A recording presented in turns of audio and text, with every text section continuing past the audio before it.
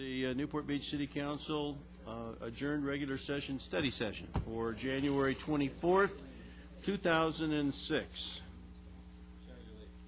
Roll call, please. With the exception of Councilmember Nichols, all council members are present. Thank you. Clarification of the consent calendar. Before we get started on that, I'd like to make the suggestion, if the council doesn't mind, of moving items 23 and 24 on the agenda to the study session. Those are the items related to the Cameo Shores, Cameo Highlands tree species change and the encroachment agreement for the construction of the wall. So that I'll be making that recommendation unless the council has... You can't do that, Don. It's been noticed for tonight. I know it's been noticed for tonight, but can we put it on the closed consent calendar? I think you misspoke, saying you move it to the study session. No, not study session. You meant to the consent calendar. The consent calendar. Move those two items to the consent calendar. Oh. What items were they? 23 and 24, it has to do with landscaping at Cameo Highlands and Cameo Shores. And I spoke to a representative of the group today, and they certainly support that. The problem is the people who might object to the thing that... I think you have to wait until tonight to make that motion. Well, no, that's what I was saying. I wanted to make it tonight, and I just want to let everybody know before we got started. What's the purpose of doing that? It's the last item on the agenda, and there probably will be a number of people from the association that would be here just to support the item, and if we could help them out, I'd like to. What if there's people that You want oppose people it, here though? tonight? I don't think that there's going to be any opposition to what's going on. They'll be here early? I was going to say, talk about coastal access, they'll be here. Anyway, I was going to suggest that. Councilmember Daigle, do you have any clarification of items on the consent calendar? Yes, the item on the City Hall study, not the City Hall study, but the facilities needs study, that's a receive and file. What is the purpose of, how will we be using that information, do you anticipate? The purpose is to let council have a first look at the facilities that staff has identified that would probably need replacement or rehabilitation over the next 20 years. So this is a list that we would give the Facilities Financing Committee to look at how we're going to have to finance these facilities, and then there will be some more information on each specific facility that we can have in a PowerPoint presentation and a cost estimate, basically to say we think these facilities are going to need replacement. Here's the reason why we think that. Here's the cost estimate. Now, this is the scope in which you're going to be working to solve the financial issues. Okay, and so this evening it's a receive and file on that information. Right. Okay, thank you. Councilmember Ridgway?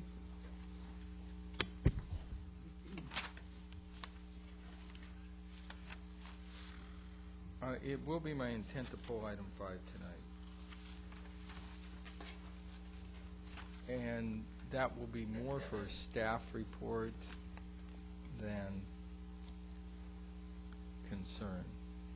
What I'm more concerned about is, in the introduction of this, we are basically, as I understand it, terminating some sections and rewriting. And there seems to be, I need to understand the termination vis-a-vis the new.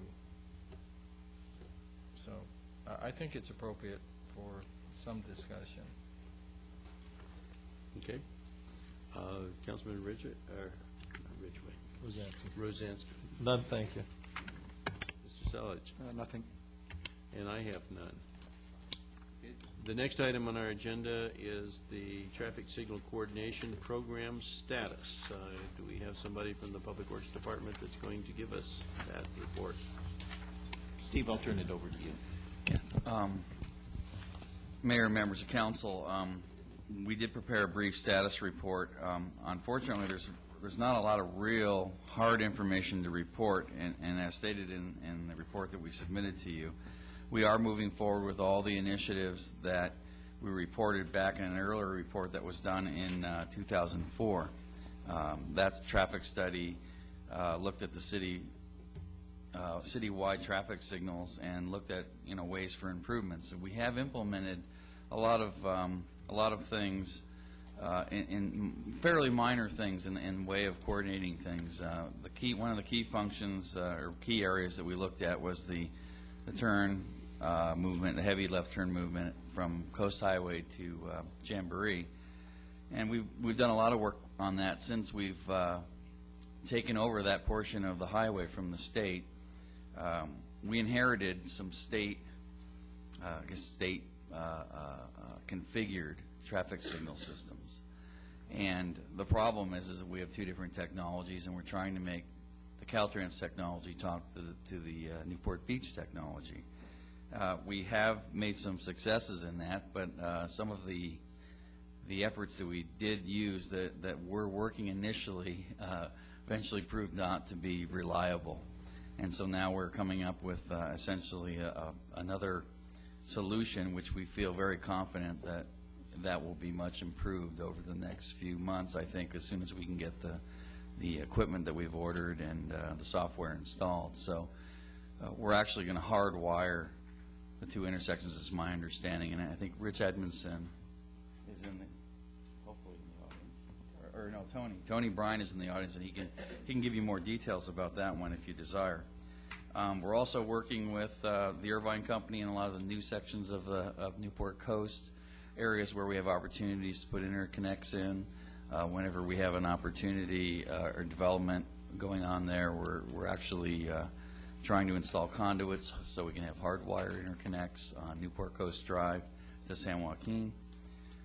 We're also looking at newer technology, and one of the things that we haven't really rushed into is looking at replacement technology. Our traffic signal system is very old. We're looking at about 30 years on some of the equipment. The technology is evolving, but it's evolving slowly, and actually in the last couple of years we've seen some great improvements in signal technology. I guess what they call the open architecture that they're now designing the signal controllers with is providing more opportunities for more innovation and more interconnectivity than we've ever seen before. There are some stumbling blocks that we have with our old systems. We have mostly a copper wire interconnect system. A lot of the newer systems are based on fiber optics. So we have to make the decision whether or not we want to try to move to those technologies or to find some other technologies that work in the interim. And we have found some. We're evaluating all the new traffic signal systems. One of the things I will tell you is that what we've seen is a lot of these systems have a lot of bells and whistles that we really don't need. And what we're looking for is a basic system that gives us the most bang for our buck without buying a bunch of options we don't really need. And if you've ever purchased any electronic equipment lately, you find that it's got more bells and whistles on it than you'll ever use or need. And we obviously want something that's simple and reliable, but also technologically advanced to the point where it becomes very useful to us.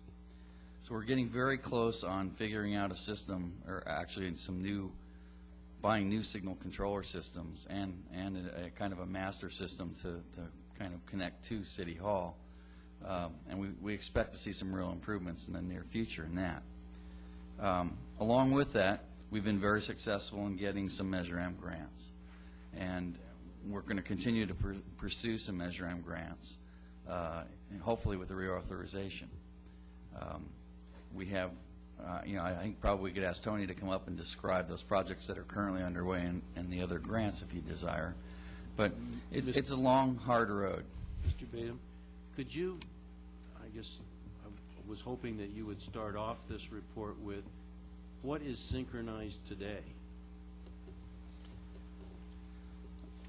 I think we have a handout in the back of the report, and I guess if you'd like, we could go down through it. Well, I only have a one-page report. So. Well, I think that what you really need to do is let us know, like for instance, Jamboree Road and Irvine Avenue, Coast Highway, and portions of MacArthur Boulevard, just off the top of my head. But it would be nice if you could kind of go through a little bit about the type of synchronization that's in place today that we realizing that some of it is old, but I think that's part of the program, is how much of the city is already synchronized. Okay. Mayor Well, Webb, could we maybe back up even one step further and explain what synchronization is? When I read the report, I saw, GPS clock, so I'm assuming it involves timing devices, but if you can maybe, for those listening, educate us on what do you mean by signal synchronization? Well, I guess I could kind of give you more of the layman's kind of response, and Tony could probably jump in and correct me if I'm too far off technologically. But essentially, what it means is that the signals are connected together and work in unison to try to provide a smooth flow in a particular direction. What we look at is peak flows. We look at directions of travel. A real good example is, say, if you've ever been on Newport Boulevard and you're heading out of town in the morning or coming back into town from the freeway in the evening, you'll notice that more often you'll seem to get those lights in those directions. That's what coordination is. It's looking at what are the major traffic flows and what directions, and how can we help those flows have a little bit of preference over all else to improve that travel time. Now, you have to also understand that when you provide preference for that particular direction, you're taking it away from other directions. If you've ever tried to cross over Newport Boulevard at those particular locations during those peak times, you also know that you wait at the signal an awful long time. So while we're giving preference to certain directions at certain times of the day, we're trying to add benefit, reduce delays to the majority of the traveling public. Again, I'll stress that the downside is that there's a correlating downgrade that happens to a lot of traffic as well. That said, we've got, I'll just go down our list, the signals on Dover Drive between Westcliff and Coast Highway are tied together. And they're tied together only during peak times. We don't tie them together during the non-peak times. We find that there isn't predominant flow during the middle of the day. So there isn't really any reason to do that. Skipping the Jamboree Road, there are 8 signals between Back Bay Drive and now we're going to be including Coast Highway all the way to Bayview Way up by Fletcher Jones. Those work in coordination during peak times as well, and there are some coordination that happens even during the midday, is my understanding. Right at the school, we take that particular signal at Ford Road out of synchronization because it seems to work better when it's on its own. The same thing happens at Santa Barbara during the lunch hour. There's enough folks come in, or not the lunch hour, but the morning peak when people are flowing into work at Fashion Island. There's a time period, there's a little time zone in there. I believe it's late morning.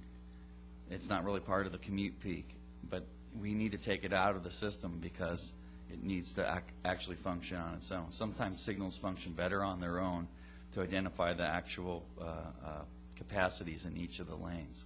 There are loops in each lane that identify the load in each one of any leg of the intersection, as well as the turn movements. Back to Irvine Avenue, we have 4 signals from Westcliff to Santiago. We also have from University Drive to Bristol South. That's 3 signals. Superior, we have from Coast Highway to the northerly city limits. That's 4 signals. Again, those are all working in the peak times. We have San Joaquin Hills Road from San Miguel to Marguerite. That's 3 signals.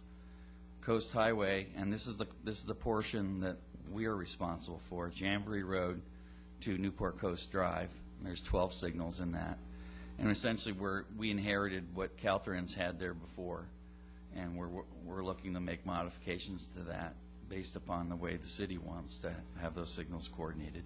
And the rest of the signals, which are under Caltrans jurisdiction on Coast Highway, and I don't have a number for that, but those are also coordinated, but they're under Caltrans's control. They're not under the city's control. We also have Bristol North and South between the city limit and Jamboree. There's 7 signals involved in there.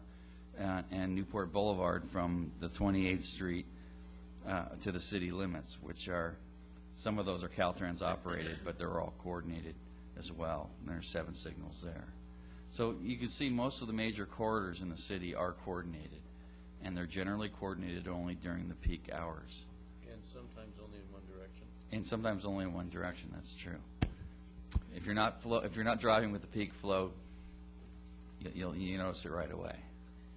Well, Mr. Mayor, that gets me to my questions. First of all, when you say these are traffic signal coordination, and you have 3 signals between West Cliff and West Coast Highway, it's only those 3. Is that synchronization, or is that just coordination, and is it tied to the rest of the system? Well, no, they're separate. I mean, So those 3 they're are separate separate from segments. the rest of the system. So each little segment here stands alone and is not tied to the overall system per se, correct? Okay. That's correct. And is there a difference between traffic signal coordination and synchronization? Oh, they're one and the same. Well, but I thought synchronization was a system-wide and not piecemeal. Well, I think you look at various systems within the program. I mean, it would be very hard, not impossible, but it would be very difficult to determine what are the predominant travel paths, say using linking Coast Highway to Jamboree to Bristol, let's say, and how you would tie those all together. We just don't have that kind of information on travel trips to be able to say, okay, that's the predominant But path. we did a study a couple of years ago in 2004, right? That's And we're in correct. 2006. I mean, I just want to make a comment. I'm at SCAG. A number of cities have coordinated. I don't see anything about coordination between either the city of Irvine, Costa Mesa. Other cities have worked with Caltrans. They finally worked out their systems. I don't see that in here. I just kind of see, there's not much going on here. And then at the end, it basically says, well, we're going to defer until we can get a master plan when we get a new city hall. But why are we waiting? We started this 2004. If you really read this, it doesn't say much of anything. Well, And I'm concerned, and that's why I'm, and again, other cities are moving forward with technological advances. I mean, we have to make a decision sometime. And our traffic signals, it doesn't work well. I mean, I travel all around this city at every time of the day, and even at peak, at these intersections that you're talking about, and I got to tell you, I want you to ride with me someday, Mr. Edmonston, because, you're saying they're coordinated, but it's piecemeal. So I get through those 3 piecemeal ones, and then all of a sudden I'm stuck at the next one. This is not synchronization. We need a system-wide, and we need to coordinate at our borders, and we're not doing that. There's nothing in this report that suggests that. Matter of fact, it suggests delay, and I'm concerned. well, if I could respond to part of that. I think we're being unrealistic if we think we can, if we put too much value in signal coordination. I think, unfortunately, there have been a lot of folks talking about the value of signal coordination, and I think realistically, as engineers, we talk about a few seconds here and a few seconds there is the best we're going to get. I mean, you have to realize you're trying to mathematically model human behavior, which is very difficult. People change their habits from day to day, from hour to hour, by weather, by whatever happens, and it's very hard to model these travel movements with any accuracy. That said, I think the system we have does work. It only works You when just there's said a our predomin- system is 30 years old. You just said that. But they do work. Well, And I guess, we do need to upgrade, and there are things that we can take advantage of by getting newer, better equipment. Mr. Edmondson, you had a comment to make on it? Well, I did want to clarify, traffic engineers typically don't use the word synchronization because with that, there's a tendency to think of like synchronized swimming where everything's happening exactly together, whereas coordination is you're trying to coordinate one signal with the one next to it so that as traffic moves, they have the least amount of delay or least amount of stops as they can. It's far from perfect. In our city, we have focused on arterial coordination because we don't really have a grid pattern such as, say, Huntington Beach does with arterials every half mile. The system we have is capable of coordinating crossing streets. For example, if we wanted to coordinate Jamboree, MacArthur, and San Joaquin, we have the ability to do that. In other words, San Joaquin crossing, but again, nobody really goes from MacArthur, not nobody, but very few people actually would go from east of MacArthur over to the bay on San Joaquin, so there's not a lot of that. One of the things that you look at when you do systems is where are the major points that people are turning into and out of the system, such as freeway ramps, and that's been one of the big areas. You know, if you mentioned SCAG meeting, District 7, which is LA County and Ventura County, is much more amenable to coordinating directly with local cities than District 12 has been, which is Orange County. They've done work, particularly in Santa Ana, and most of it's been undone because of the concerns Caltrans has had that it isn't serving their facility the way they want it. So we have a very good working relationship with the Caltrans people. Steve mentioned the system here on Newport Boulevard. That's run by Caltrans, but some of the intersections are ours, some are theirs. Along the boundary streets, such as Campus Drive and Jamboree up in the airport area, those signals we work with the city of Irvine, and they're either on their system or our system. And as far as the older equipment, that's what's predominant in Southern California. I mean, many cities are in the same boat we are of making this leap to a new technology, and it's the reason we've been cautious about it is it's going to be a very expensive process over a period of years to convert over. We are not waiting. We've had vendors come in and show us their product, 4 or 5 different vendors.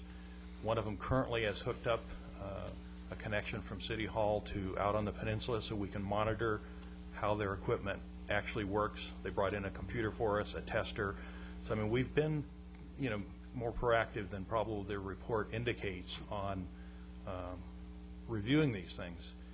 And the only other comment I would sort of mirror a little bit of what Steve said is coordination. There's a lot of things that can make it difficult depending on intersection spacing. One of the things that we have the most trouble with is coordinating in areas where there's a lot of pedestrian traffic. And I'd certainly be happy to meet with you separately or any council member and share with you in more detail some of the factors that have to be worked in. But again, as you said, a couple years ago, we undertook this major study. We looked at every intersection in town that either the city or Caltrans controlled, and we came up with their assistance with some timing changes, and for the most part, they were pretty minor. So, based on their input, Caltrans input, and our participation, unfortunately, we did not see, on any given arterial that there was, significant, further refinements we could make.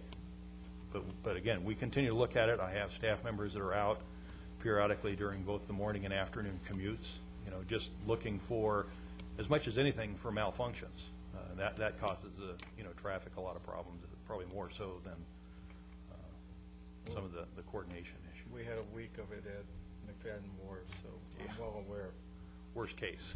Worst case, that's right. Well, now, is there a difference between the intersections in Newport Beach and, say, downtown Los Angeles or some of the other areas related to layout of signals and the ability to synchronize signals to where you have a 30-mile flow through a long direction of travel? Certainly there is, and having lived in L.A. for 3 years, you used to be able to look at certain streets, and you could look down, and there's enough signals you could see 4 or 5 of them just go, change green, green, green, green down the street. one of the things that they have that lately, under the new mayor, has become a whole different philosophy, is they don't have left turn phases at most of their intersections. All those, and the simpler you make it, the better you can coordinate it. So if you eliminate left turn signals, there's fewer things you have to provide time for, and that all facilitates it. Even spacing of signals, which is more common on like Wilshire Boulevard corridor, for example. Those are all things that make it easier. And the simplest is if you look at a one-way street like Bristol north or south, and you don't have the problem of trying to balance, impacts to the traffic. Again, that's why we use computer models that we put a lot of count data and geometric data into to help us, make those evaluations. But certainly, spacing of intersections, the speed of the street, the consistency of traffic. That's one of the things that we've found is, usually these are time based on flow over an hour or a half hour, but even within that busiest half hour, there's quite a bit of variation if you broke it into 5-minute periods as to, just distribution of traffic. The models assume it's fairly constant. They don't assume it to be perfectly constant, but those are all factors. So if you had a Thursday afternoon model that you'd set up, and as far as the volume and the number of cars per 5-minute period, and all of a sudden on another day you had a doubling of that volume through there, or a significant increase in the volume, the synchronization wouldn't work the same as you'd planned it. That's correct. And again, that's one of the reasons why we have staff out during peak hours to look at it and make sure we didn't pick an unusually high or an unusually low day. And again, with the consultant we had a couple years ago, they provided extensive training to the staff on, how to evaluate that, both as you're driving in a car and as well as, standing on an intersection for at least 15 minutes. And because, again, the model typically is not going to give you the exact final answer. You end up doing some manual fine-tuning based on field observation. So you're not aware of any equipment that could automatically adjust for those significant changes in volume from a day-to-day basis? The newest technology that's coming out is called Traffic Adaptive, and it does that. It adapts to the traffic as it changes on essentially a cycle-by-cycle basis. It'll make 1 or 2 second changes. That's something our current equipment isn't capable of, but any new system we buy today will have the capability to run that type of software. Again, cities have experimented locally. City of Irvine has tried several different software programs that try to do that today and have disconnected them because they were not able to do better than what they were without them.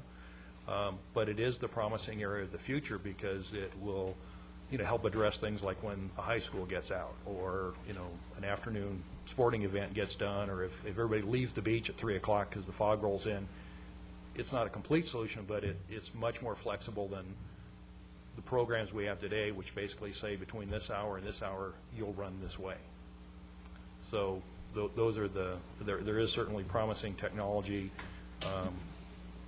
Again, I don't know of any city in Orange County, and we've talked with most of them, that has that form of system up and running on more than maybe one street as a trial at this time. Mr. Mayor, other than Traffic Adaptive, don't we have the ability to manually override certain traffic signals if it's heavy?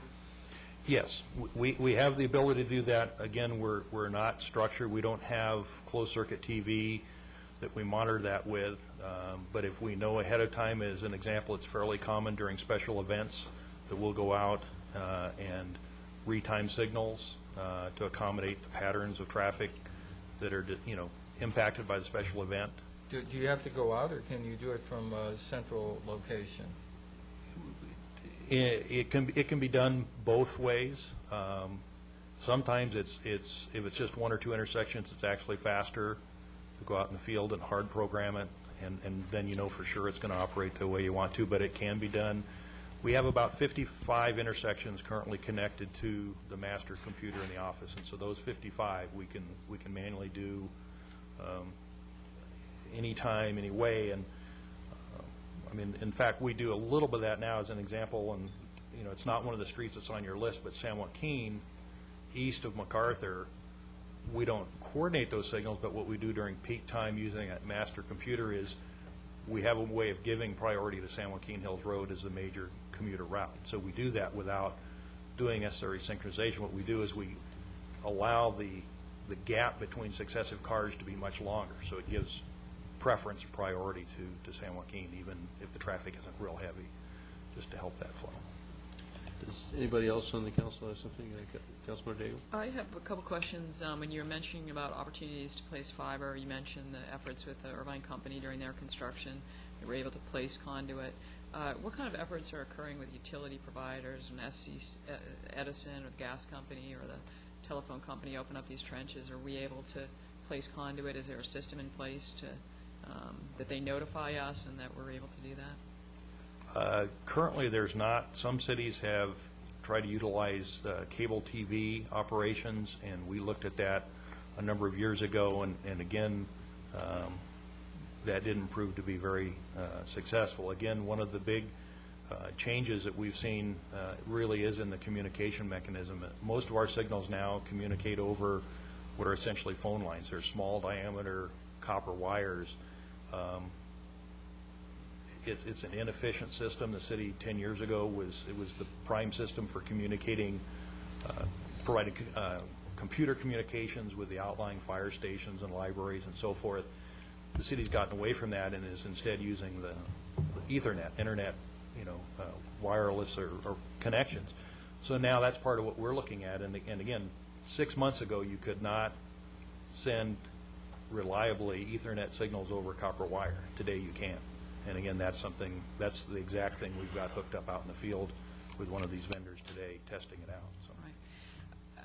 I think part of this issue is council members were also consumers, and you look at what's happening out there, all these slick technologies, and you go up to the Apple store in Fashion Island, there's this pristine layout and all these wonderful things to purchase, and yet when I read about how we're engineering the this intersection of Jamboree and PCH, we're kind of finding someone to design a part in this kind of a thing, and it seems like it's almost as if we're, it's like repairing a farm tractor, way out there instead of, maybe how can we use more modern technologies. And as someone who's involved with placing wireless networks, I'm well aware of some of the hurdles. It can be very expensive, and you can also make errors in the types of technologies that you purchase. But it seems to me, and I know Councilmember Ridgway has a lot of exposure to other communities through his activities with SCAG, is that maybe we could learn more about, for example, what they're doing in the city of Irvine, what they're doing in the city of Corona, and that some of these vendors that are coming to you, with the technologies, if we as council members, could have more access to those types of technologies. I know I would like to learn more about the subject. Certainly, and again, that's one of the things that we've done when we meet with these vendors is ask them for cities where their equipment is installed and running, and most of them are in the installation process. I mean, it really is, pretty new. We have looked at wireless, and in the flatter parts of town, it probably, is an option we're looking at for certain areas, but it, has its own challenges. I know yesterday the winds were causing a problem between City Hall and Lifeguard headquarters because there was a big palm tree that would periodically sway in the wind, and it was enough to block their internet application. So those are the kind of things that you have to look at, but certainly we have a lot of this wire technology in place and in the ground, and it's our thought that we'll maximize the use of that and look at newer technology, whether it's wireless or high capacity fiber optic means as a backbone system. Unless we have any other real technical stuff, we are supposed to go forward to White Sea Bass at 3:30, so we're running a little bit short. Thank you, Rich. Although I must comment, on the weekend when you go through Irvine Business District, I think that I've counted as many as 9 out of 10 signals I had to stop at in order to get across town. So Irvine hasn't solved all the problems yet either. Who's going to give the report on the White Sea Bass? This is issuance of a new permit with conditions and the potential movement of the facility. And, Mr. Mayor, we thought that this was one of those few examples that we would use in order to have both a study session and whenever there was an item that would be on the agenda for council action.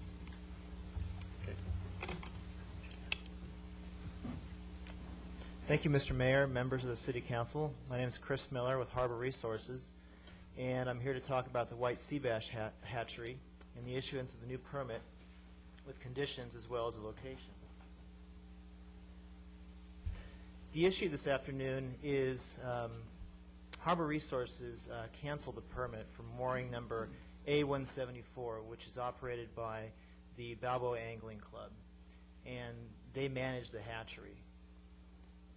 In the last fall and in December, the Harbor Commission reviewed their permit and they reviewed a new permit and recommended that the council consider the permit with conditions and locations and approve the permit. Staff believes that the City Council, not the Harbor Commission, nor staff, should issue this permit because the council approved this permit back in 1993. So some background on the pens, and incidentally, these are the pens right here. They're 50 feet by about 25 feet. It's a Department of Fish and Game and Hub SeaWorld funded program, and both representatives from both those programs are in the audience this afternoon, and they can answer any questions that you might have. But so far in Newport Beach, about 30,000 fish have been released, and around 1 million fingerlings have been released at all 13 locations in Southern California. The success of the program depends largely upon the fish heads that are returned from the anglers. And the fish heads have an electronic or a metallic ID tag that is inserted into their cheek. And so when the fishermen catch a white sea bass anywhere in Southern California waters, they're supposed to return that head and get it scanned. Truthfully, though, we need some more years to determine if the program is successful. But indications say that it is going to be successful. In 1993, the permit was loosely formed and conditions were not applied. And there have been some problems over the years with lack of maintenance and sea lions invading the hatchery and surrounding vessels.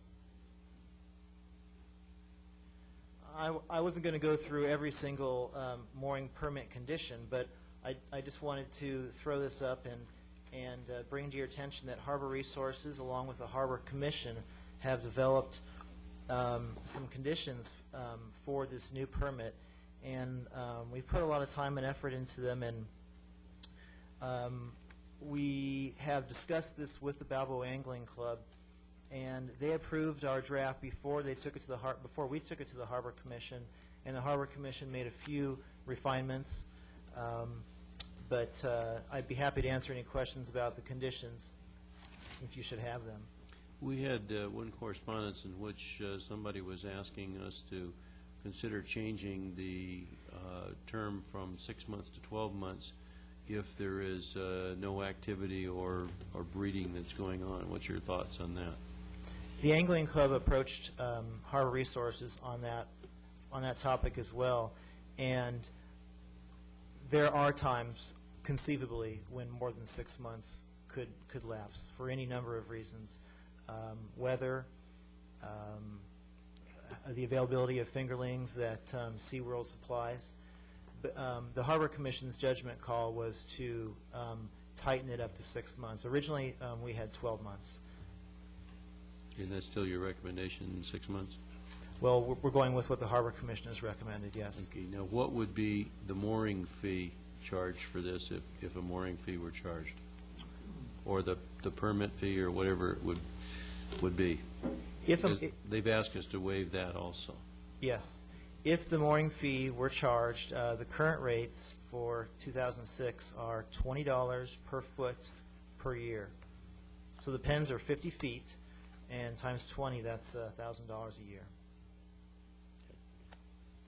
Anybody else have any questions related to those conditions?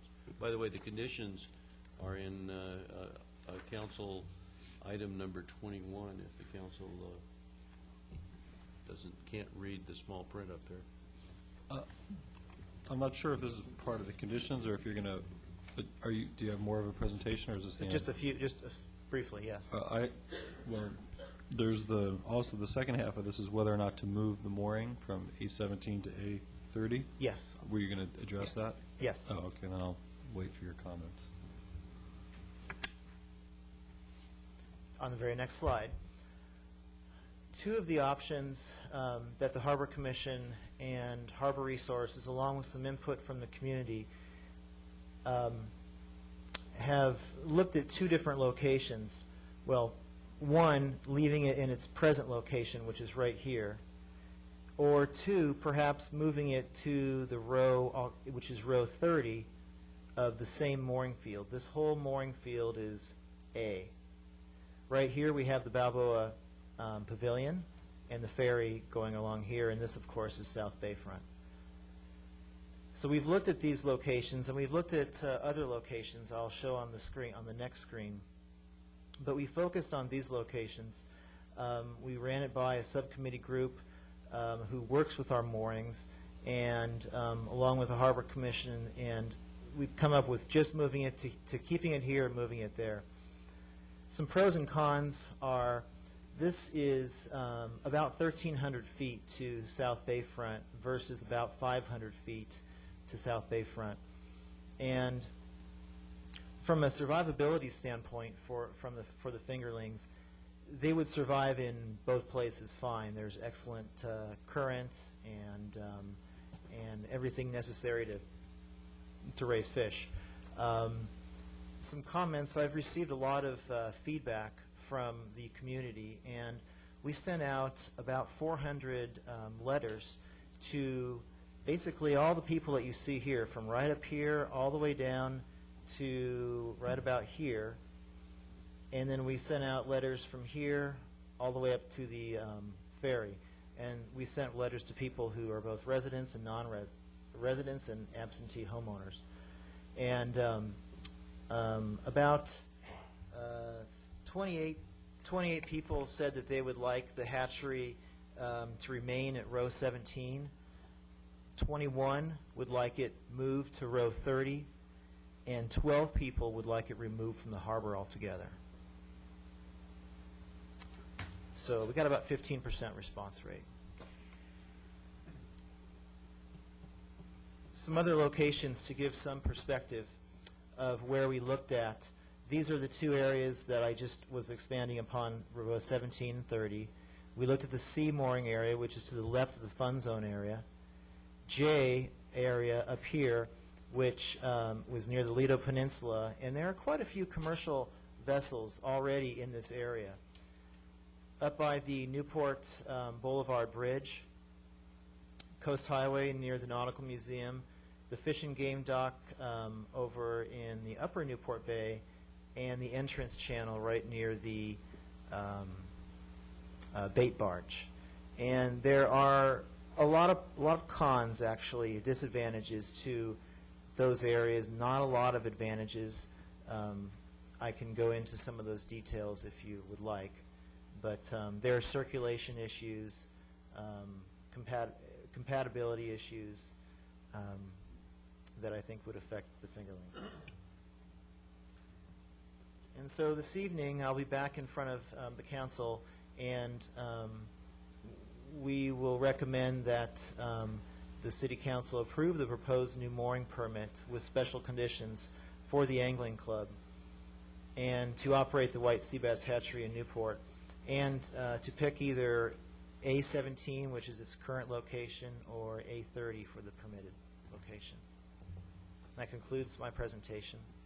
Thank you. Any questions from the City Council? Yeah, I mean, the staff is not really making a recommendation as to whether to move the mooring or not. That's correct. I mean, what was the impetus for even deciding to move the mooring? Well, the residents along Balboa Boulevard were coming to us, and they would like to see, a large percentage of them would like to see it moved or out of the harbor. And so that got us thinking in that direction. Well, assuming that it's not going to move out of the harbor, I mean, isn't that just moving the problem down to another, I mean, aren't we going to have the same issue with the residents down there? Probably twice as many, because now it's closer to the other island. It could be argued that, yes. What are the perceived problems that they have told you about as far as the barge is concerned? Well, the residents along Balboa, where its current location are, they're not very happy with the view, looking at a 50-foot by 25-foot boxy chain link fence. It's been there since 1993, and they would like to see it moved. The people who, some pros and cons for moving it to the A area would be that that's a narrow part of the channel, as I pointed out.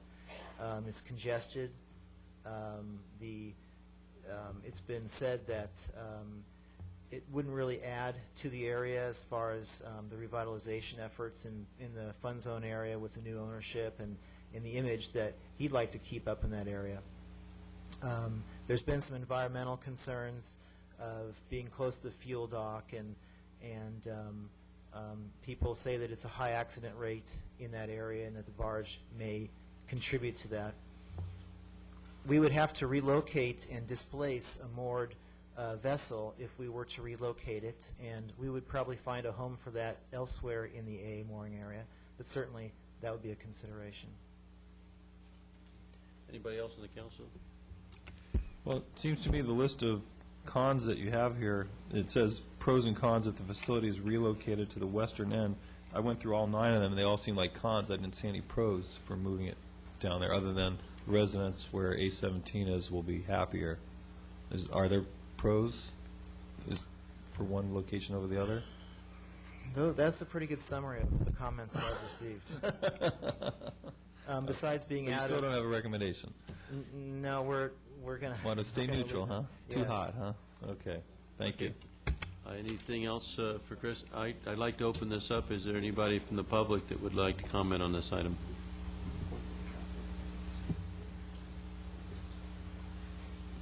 Don't be bashful. Now's your chance to speak.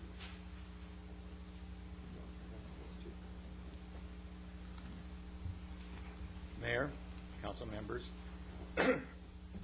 my name is Douglas Wood, and I live on the East Bayfront on Balboa Boulevard. I urge the city council to deny a new mooring permit for the white sea bass hatchery. By its own admission, Balboa Angling Club has been unable to maintain the hatchery in an operating condition. As a matter of fact, the hatchery has not performed its intended function for years. There have been no sea bass in the facility for that period. I suggest the council ask Mr. Samios when the last insertion of fingerlings occurred. Not in 2005, not in 2004, I think not in 2003, although I'm not sure. They haven't been inserting fingerling, therefore they're not doing their function, what they intend to do. The pens have been broken down and not repaired. The barge is open to birds. Much of the facility is unpainted. In September 2005, in a letter, Mr. Samios said that they would put a bird deterrent canopy over the barge by January 1st. It hasn't been done. Another broken commitment.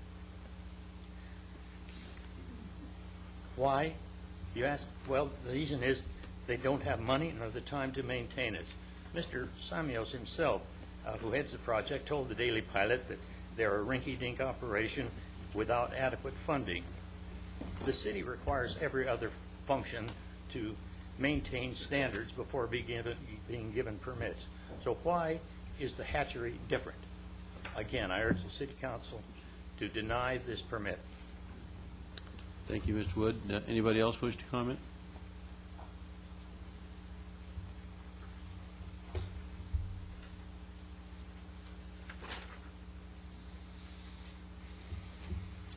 My name is Tom Tyson. My residence is at 1300 East Balboa Boulevard. That's at E Street, right where the current location of the barge is. I'm here to add my voice to a number that I think you'll hear now in a council meeting to urge you to remove the barge from the harbor. Not a matter of putting it in somebody else's neighborhood, but to remove it. I want to quickly go over sort of the sound bites of the reasons for removal, and then go on to the benefit question that you raised earlier. We think it's a danger. We think it's a magnet for seals. I think it was related very much to the seals problem in the harbor. Whether they board the vessel or not, it seems to be a clear magnet for them. That might in turn be a magnet for sharks, no one knows. Certainly it's a direct danger to small boaters and children in the harbor having lots of seal population. So I think there's a clear danger. Probably put that number 1 on the list. Number 2, it's a serious polluter. There are several tons annually of fecal matter coming from the fish, of pesticides or antibodies, I suppose it is, of waste food, that's unconsumed food that goes through. There's probably an order of magnitude more fecal matter from the sea lion population coming into the harbor, maybe measured in tens of tons instead of 1 or 2. All of that certainly is a hazard to the human population of the harbor and the natural fish population, the toxics and pathogens that are there. The third soundbite is it's ugly. It's inconsistent with Newport Harbor. It's inconsistent with the harbor as a small boating recreational harbor. It's inconsistent with it as a residential harbor. And the fourth point is no one wants it in their backyard. The city did a survey. No one wants it. Balboa Island residents don't want it nearer to them. We don't want it nearer to us. No one wants it. I think that's a real message you should consider. But my message to you is to ask, in light of these negatives, why? Why would you find a justification for keeping it there? And the answer must be that you've examined the benefits of it, and you find those benefits outweigh the negatives. I ask you to be really skeptical about that, to ask some penetrating questions of those that are asserting benefits. And I think when you do that, you're going to find that there has been no measure of success. I disagree with Mr. Miller's comment here that there are indications of success. I see no indications. 10 years of this program, 1 million raised in the hatchery. There have been on the order of 10, some say 3 or 4 or 5, some say 11, 10 adult white sea bass that have been found in the wild that have been raised in captivity. That is no measure whatsoever. There's no program in place for measurement of that. There's been serious questions raised worldwide over the viability of these hatchery programs at all. Many marine biologists raised those questions. There's a growing concern over a negative impact to the marine ecosystem there. That is an impact resulting from genetic changes in the wild population coming from the captive fish that could lead to a reduced or increased susceptibility to disease. So there are a lot of open questions. I'm not here to tell you that the program doesn't have potential benefit. I'm here to say it doesn't belong in Newport Harbor. It may well be, when you weigh everything, it ought to be put at Cat Harbor on Catalina Island, where there's much larger barges already in place, where it's not a residential area. It's well removed even from recreational boating where it's located in Cat Harbor. But it doesn't belong in Newport Harbor. I hope you'll develop that kind of skepticism. I'm not an expert. My guess is that none of you are experts in this matter. If you still have issues, that the skepticism hasn't risen to the level of saying that the benefits don't outweigh the risks, there are lots of experts around. There are experts at USC particularly that have delved into this matter. There are experts within the University of California system and the state California system.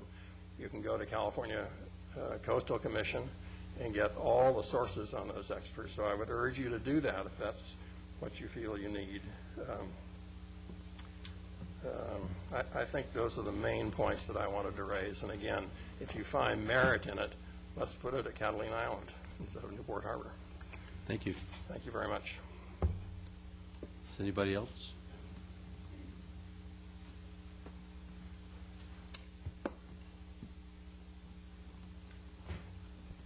Mayor and council members, I am Lee Gilliland, 1134 East Balboa Boulevard. 13 years ago, I called to complain about the barge being anchored in front of my home, along with a couple of my neighbors. I was told that it was only experimental and to forget about it. The city at that time never bothered to send us a questionnaire asking how we felt about the barge being a presence there. Now, 13 years later, we're being told nobody else wants it, so we have to have it. Somehow, that doesn't seem quite fair. Thank you, Mrs. Gilman. This is an item that will be discussed at, and testimony will be received this evening.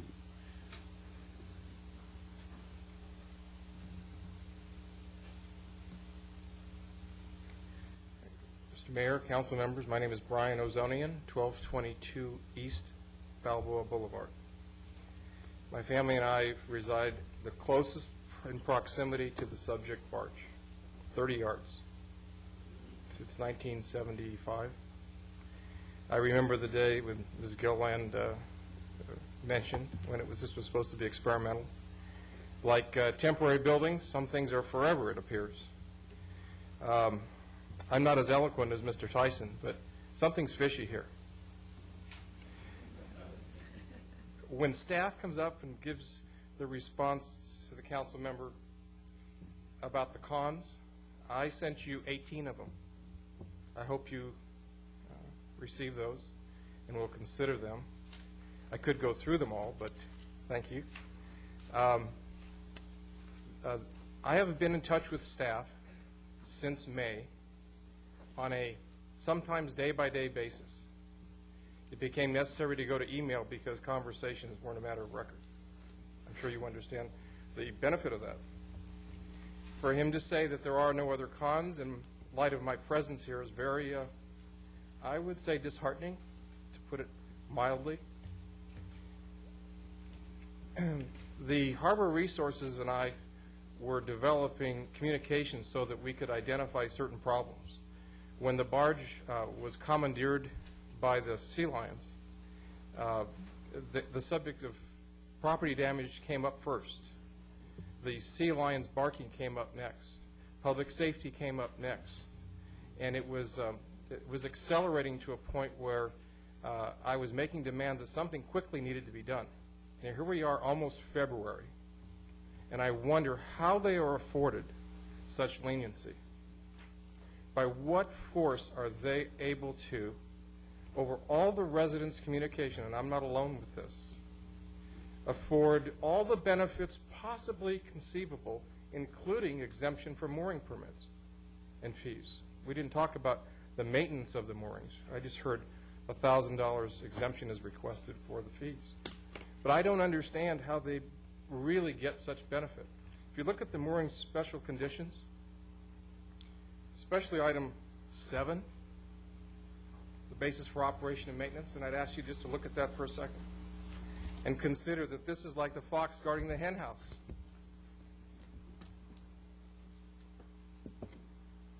I'll wait for the... Continue, because Okay. you're limited to 5 minutes. Okay. Maintenance standards should not be, in this case, specific only to the owner of the barge. It is the city's responsibility. The raceway cleaning that's supposed to happen for the fecal matter, the excess food, and the antibodies that are introduced into the pen are supposed to be daily removed. And to yet have I seen one day when that has happened. Now, I'm not an expert, but I can tell you that waste is supposed to be properly disposed of as a hazardous waste. So some type of drum, bladder, or something should be seen. And we can see this 24/7 from all kinds of view because we're 30 yards away. And I challenge the city to say, do you have enough resources to monitor this activity? So when we come back, we can say, how have you supervised our city with this special permit? You must really want this. And if you really want it, and we have Harbor Resources doing the kind of, I would say, illusion to telling you the cons, I have serious doubts that this is going to be an endeavor for the residents of Newport Harbor. I cannot tell you the amount of time I have spent with this to say that what I've heard as far as a staff report is very elusive. And you need to be very concerned about that. Water quality in this harbor is not getting better, and this certainly doesn't add to it. If you just went by the sea lion problem, the property damage it's caused, and you start thinking about public liability, are you prepared to defend a problem when it gets out of hand, when they don't, if they have 6 months or something goes on like it has in the past of disrepair? And that we know the sea lions are coming back. It's cyclical. It happens up at Pier 39, up in San Francisco, where 900 go to 100 and they come back to 900. Maybe they're telling everybody. They have a signal system that's very effective. When they commandeered the Catalina boat, which is between our residence and the barge, just tore it apart, broke the hatch into the cabin, and I hope the young man that helped clean it up is here to testify and illustrate what that was like for that boat owner, because he helped the boat owner clean it up. But this is not just to be put upon the owner of this barge. This is a city responsibility for oversight, and I certainly hope you understand that. Thank you.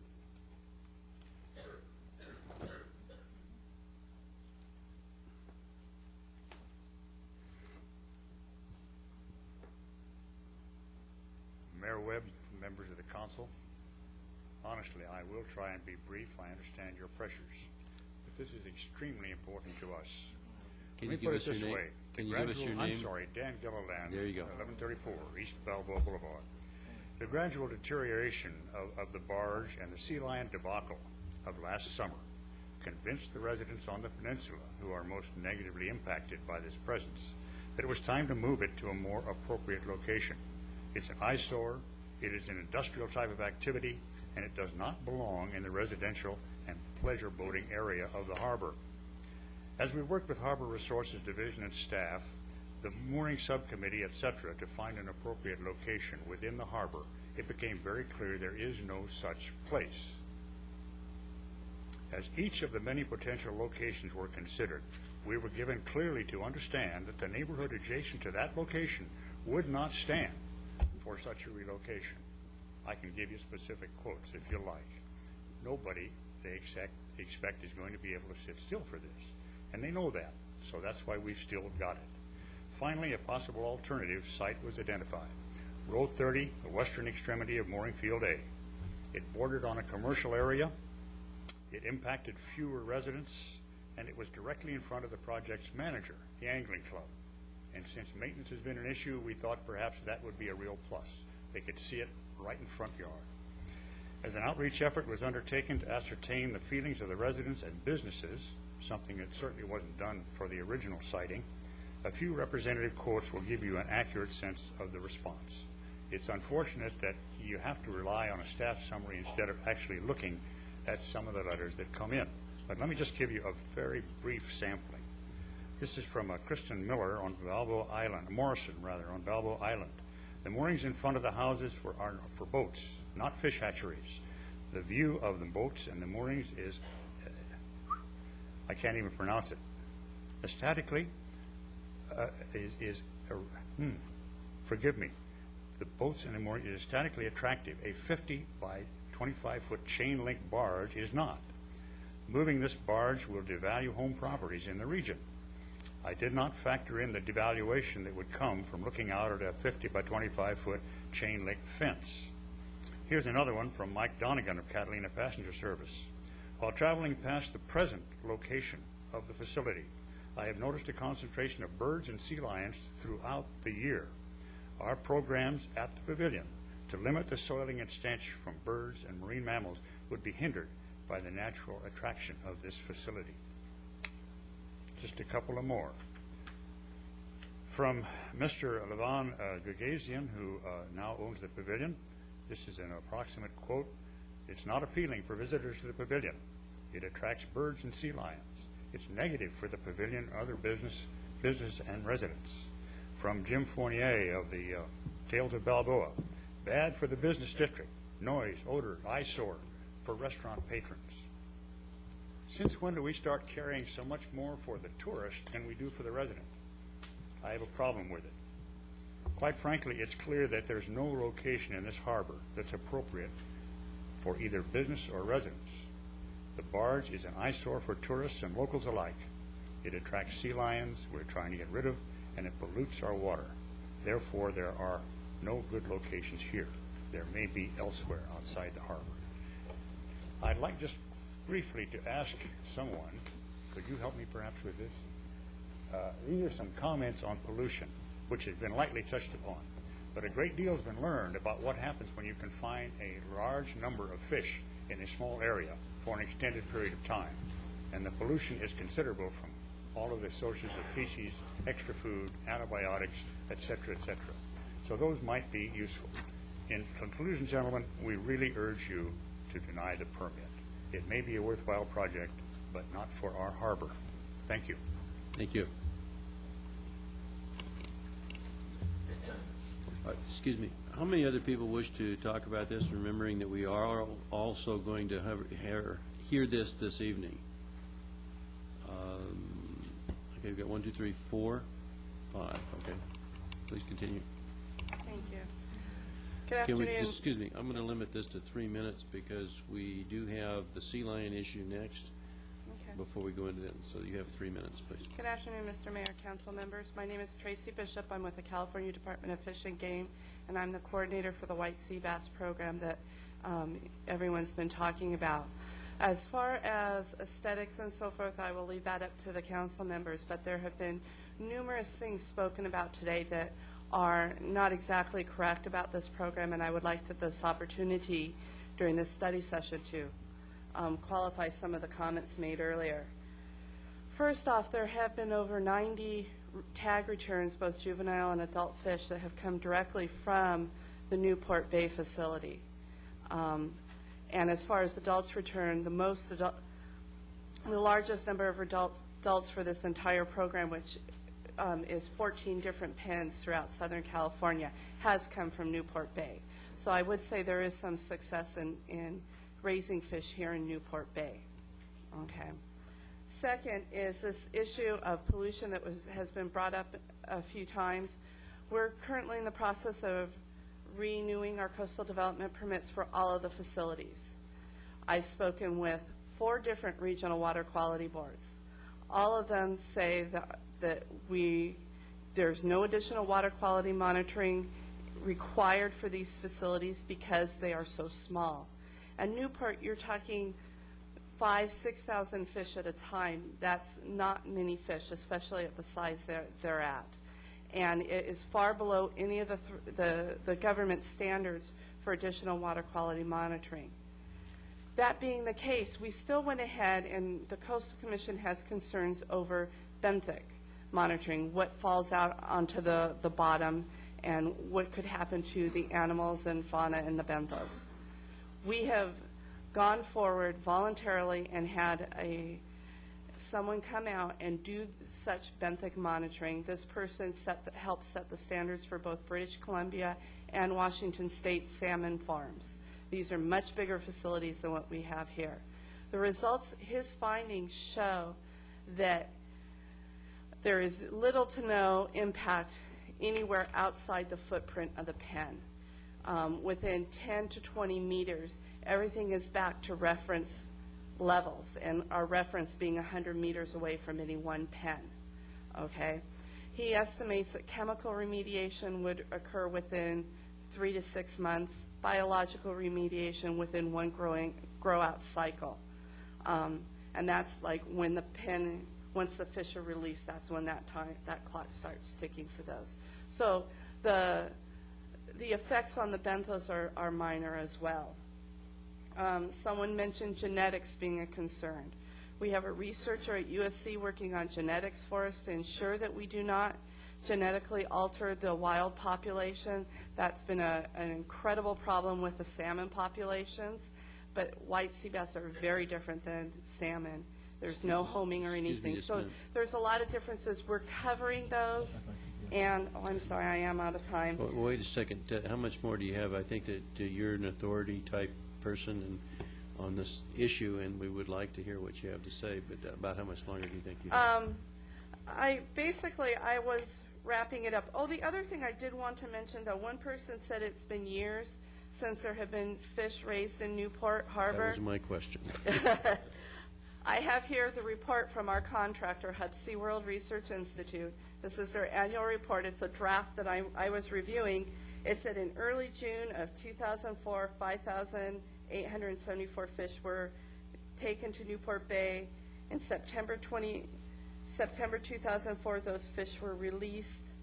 And a second batch was delivered to the facility in June 2005. And those are the fish that were there when the white sea bass when the sea lines broke into the facility and we had our problems. So since then, there have been no deliveries. We try and get at least 2 deliveries of fish each year to the different grow-out facilities. Santa Barbara is the one exception. They only get 1 delivery because of weather conditions up there. But everywhere, we try and do at least 2 deliveries a year. Okay. Thank you. Okay. Mr. Rosansky? What other harbors in Orange County do you have those facilities? Dana Point is our only other harbor in Orange County. I've seen one. Oh, no, Huntington Harbor, excuse me. Yeah, I thought I saw one there, too. Sorry.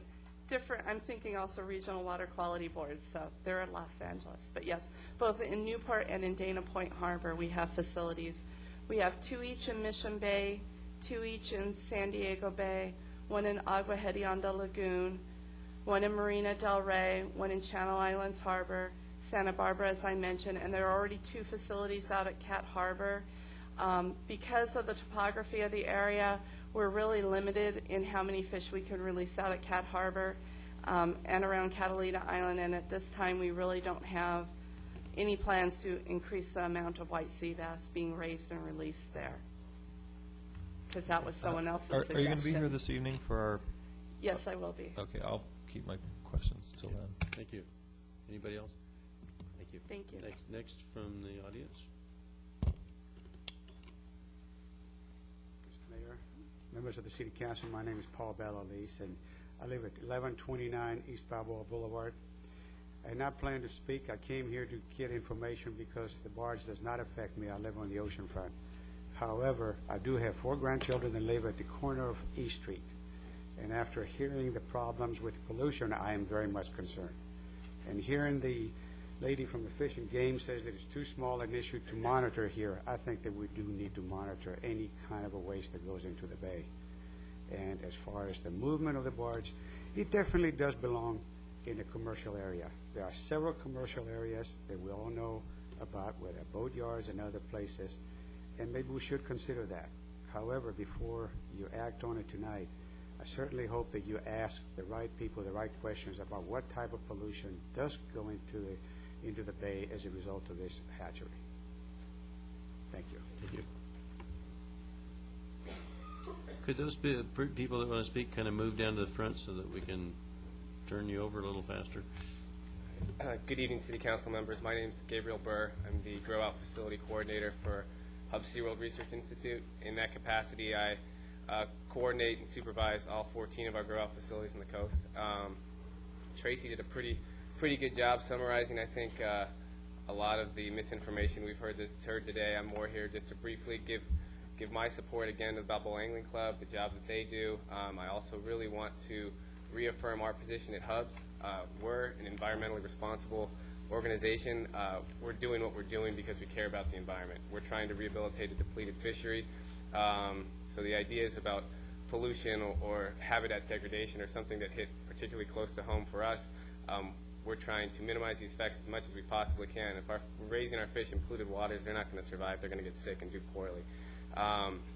As Tracy mentioned, we've also now enacted our own benthic monitoring program to really keep a close eye. This isn't something that any regulatory agency asked us to do. We're doing it on our own behalf because we want to ensure that what we're doing in a responsible manner. We've got collaboration with all of our universities in our area. Somebody, I think, mentioned about what we're doing, and we have representatives from the University of California and San Diego State universities on our advisory boards as well. I know that there's been a lot of discussion tonight about sea lions and their relationship to our grow-out facility and how it attracts them in. I can say from 5 years of personal experience in the field, in my current position, we don't have that problem at grow-out facilities. It's not a problem where the grow-out facility is attracting these sea lions in. The sea lion population is above historical limits, and that's the problem. We're not acting in any way to attract those sea lions to our facility. It's unfortunate that the events that happened in June, our facility was compromised, and once that happened, as someone else pointed out here, the sea lions definitely took hold and took advantage of the situation. But I think, over time, the Balboa Angling Club rectified that situation, and in these special mooring permit conditions, it seems like the city has set up a situation where if a future event happens like that, it'll be handled in a much more quickly and responsible manner. Other people have talked about the evaluation of our program, and just to give you a little background on that, we've released over 1 million fish. 700,000 of those fish have come in the last 5 years. And it takes about 4 or 5 years for a fish, when we're releasing the fish when they're about 12, 14 inches, to actually recruit into the wild fishery. So we really are only going to start seeing the results of our program in these next upcoming years. So it may be a little early to make a firm decision about whether or not we're being successful. The Department of Fish and Game themselves has set up a 5-year window where they're going to evaluate our program as well. But initial results have been really promising, as Tracy spoke. I mean, we've got a lot of fish back. We've got fish back in the wild fishery as well. So I think that's all I had to say, but thank you guys for your time this evening. And if you have any questions, I'll be here this evening as well. Okay. Next. Good evening, Council. I'm Carter Ford, 413B Lido Sud. Since so many have spoken so eloquently, I'll limit my comments to a very narrow point relating to boating and navigation in the harbor. As you know, you have this option 2 here, pick either A17 or A30, and I do have great empathy for all concerned, from the residents and also those that would like to see fish raised. That said, the A30, the west end of the A area, is the narrowest navigational part in our harbor. It is possibly the busiest. So, as I see it, to move this facility to that location has serious negative consequences in navigation, safety, also displacement. The row that's proposed for is a row of small boats. There are other places in the harbor where if you had to move it, it would be in a larger group setting, which I think would be more appropriate. So, thank you very much. Thank you. Good afternoon. Alex Samios, 609 Narcissus Avenue, Corona Del Mar. I am director of the Balboa Angling Club and also the president of Packed Fish, which manages the program. A lot of things have been talked about tonight. I just want to touch on a couple points. One being, to correct Tracy, there were no fish in the pens when the sea lions broke in. Our last fish were released in September of 2004, approximately 6,000 fish. Those fish, that was the record amount of fish we've ever released. The program is working. It's great. The City of Newport Beach has been instrumental in supporting and spearheading the program 13 years ago. And the sea lion break-in this past spring was, or a year ago, was the first major incident we've ever had. We've been managing it appropriately. It has deteriorated. We did just spend thousands of dollars to improve it. We're committed to those repairs and maintenance. And I would also like to request 2 of those conditions. The Harbor Commission, or with the Harbor Resources Department, we did approve work to set those 12-month limit. If there is inactivity for 12 months, then you can cancel it, because there are times when we do go 6 months without fish. And the last is to request that those mooring fees be waived, as they have been based on our nonprofit status, and that is a big number for us. We are a small club. So, in summary, that's the sea lions are a separate issue. They've been here before we were here. They'll be here long before we're gone. We haven't had fish in there since September, and guess what? The sea lions are still here. They just were seeking shelter, and they found a way in, and that's all I've got to say. So you said that the last fish that were in there is September of 2005? September of 2004, we released them. Okay, so we it's were been- about to receive our new batch when the sea lions broke in. We were preparing the facility when there were not fish in there. Okay, They so that found was the last entry- June about. I'm sorry? Was that last June? That was the May? Last June, Okay. when they broke in. Okay, so But there it's were no been- fish in there. There was no food source. There was nothing. Okay, so it's been a year and a half since any fish have been in there. Right. We halted the delivery of the fish once they broke in there, because I did not want to jeopardize the fish once we were dealing with all this, plus we had all the other issues going on. So we have been down. We've been working on this for a year. Harbor Commission has heard everything. We've been spending months going back and forth. The Harbor Resources have given you the recommendation, and we would like to see you support it, and with these 2 requests of the mooring fees and that condition. Okay, thank you. Thank you all. We have, one more person? Thank you. This will be the last person, because we have to move on to the next item. And I'll be brief. Mayor Webb, honored members of the City Council, I'm Pete Paulette, and I live at 1210 East Balboa Boulevard. I'm a Pisces, which probably makes me about as close to a sea lion as I'm apt to be, but I can tell you if I sensed a lot of fresh bass in that pen, I'd probably be in there too. We heard that it was there were fish in the pen 9 months ago. Then we heard that rebutted. There were no fish. It was a year and a half ago. Maybe we're supposed to have fish in there every year. It's been 18 months or whatever it happens to be. We heard that we've had 90 heads. Is that in 13 years since the thing has been in existence? I don't know. Looks to me like a boondoggle. You've heard from several residents on why the hatchery isn't compatible with our bay. Yes, it's a noble experiment. It's a wonderful experiment. But the results after 13 years are still undetermined. Whatever the outcome, the barge is a polluter, an eyesore, yes, an attractive nuisance, and a magnet for the sea lions. It's a liability time bomb, if you will.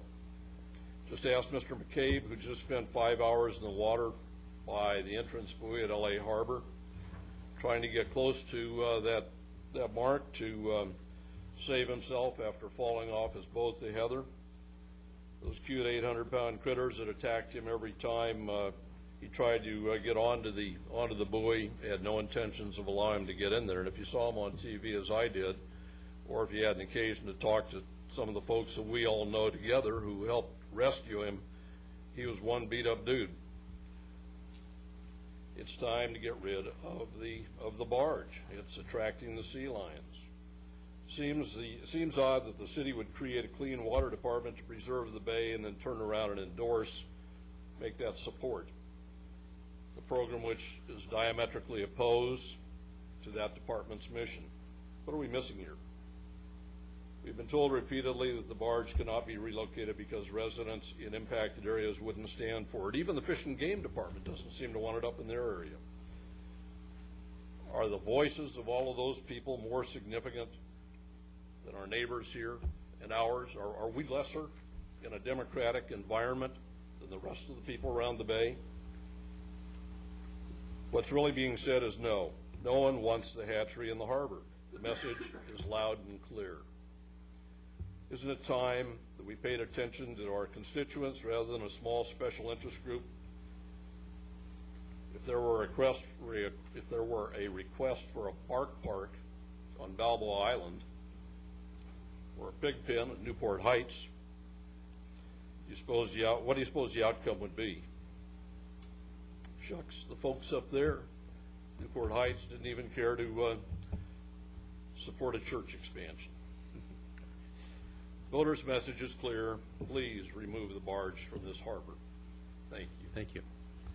All right, let's, this item, unless the council has any particular comments, we'll be discussing this later on this evening. The next item is an explanation of the sea lion-related ordinances.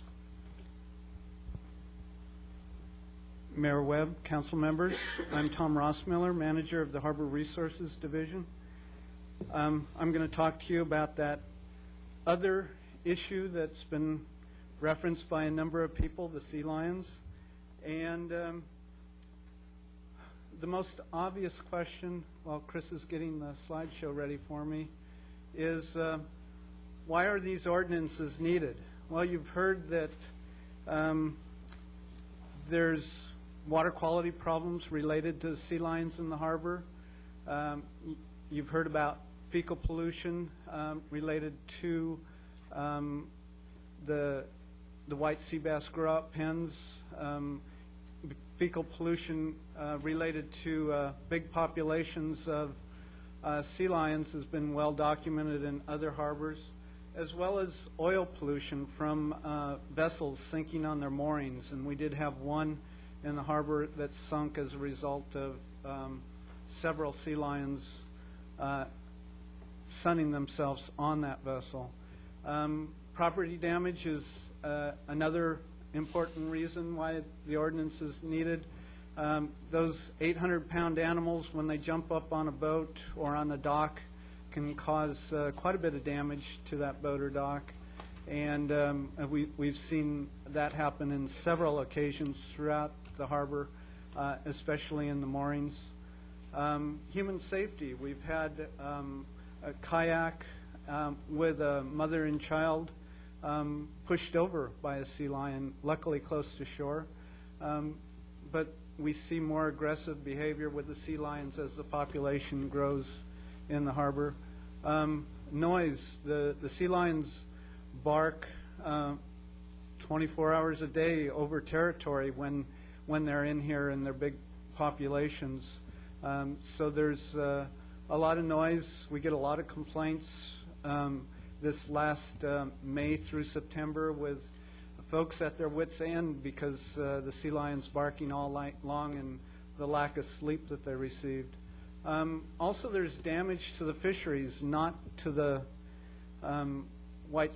not talking about what might happen to the white sea bass pen, but to the fisheries that occur in our other habitats. The eelgrass is a big topic in the city, and it's a location where there's a lot of juvenile fish hanging out, and the take from the eelgrass area is significant.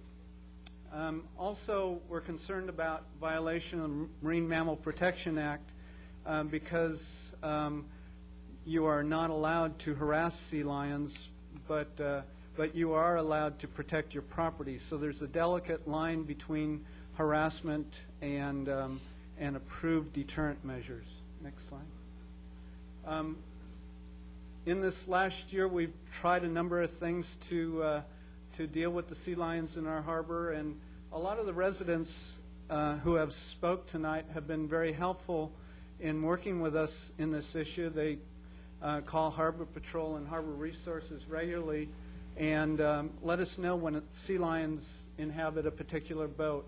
I've shown 3 up here as examples, but they let us know about those vessels, and we contact the vessels' owners, letting them know that they do have a sea lion problem and asking them to use appropriate deterrent measures or move their vessel.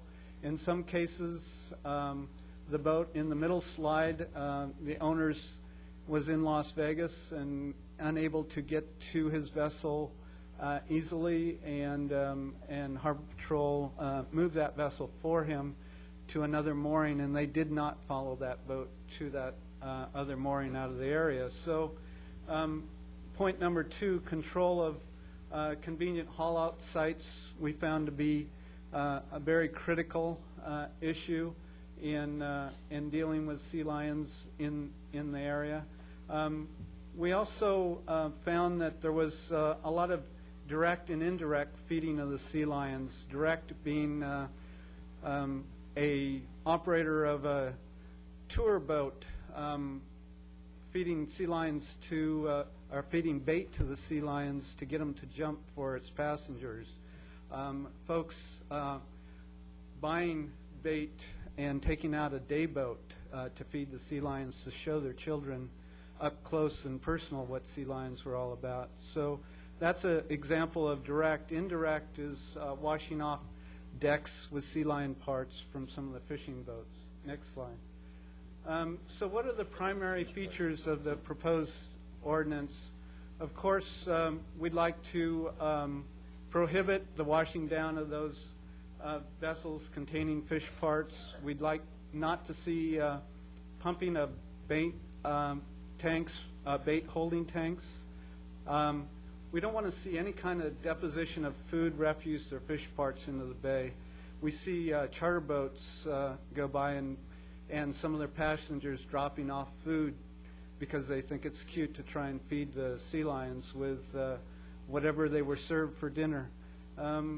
We also think that vessel security is a really important issue to control, and asking those vessel owners through a notice to take the appropriate deterrent measures and to enforce via administrative citations that they do employ appropriate deterrent measures on their boats or their docks. This third item is for the residential and commercial docks. And then fourthly, we think it's really important to have a public information program. In your packet for the item tonight, I've included a public information bulletin that we'd like to send out to the waterfront folks, those with charter vessels and impacted by this ordinance at all, telling them about the deterrent measures that are going to be posted on the city's website. We even went to the extent of developing our own prototype deterrent measure, which I'll show you in the next slide, which has been found very effective in other applications. And then lastly, we'd like to post a sticker on commercial vessels, just telling the folks, next slide, in very simple terms, just don't throw anything overboard in Newport Bay. Keep it real simple. Appropriate deterrent methods is, it's got to be consistent with the Marine Mammal Protection Act also. That's correct. Okay, so should I wait for that presentation to show me where's the line between protection of mammals and deterrent? Okay. I'll talk about that a little bit more in the following I'll hold slide. off. I just want you to get there. Okay. Next slide. These are some of those methods that we've worked with NOAA, National Marine Fisheries Service, which is the agency responsible for enforcing the Marine Mammal Protection Act. The upper left-hand slide was that vessel that we saw earlier with 16 sea lions on it. Just this orange plastic fencing controlled them completely, and that is a method approved by the NOAA Fisheries. Here's another method that works real well in keeping them off swim steps.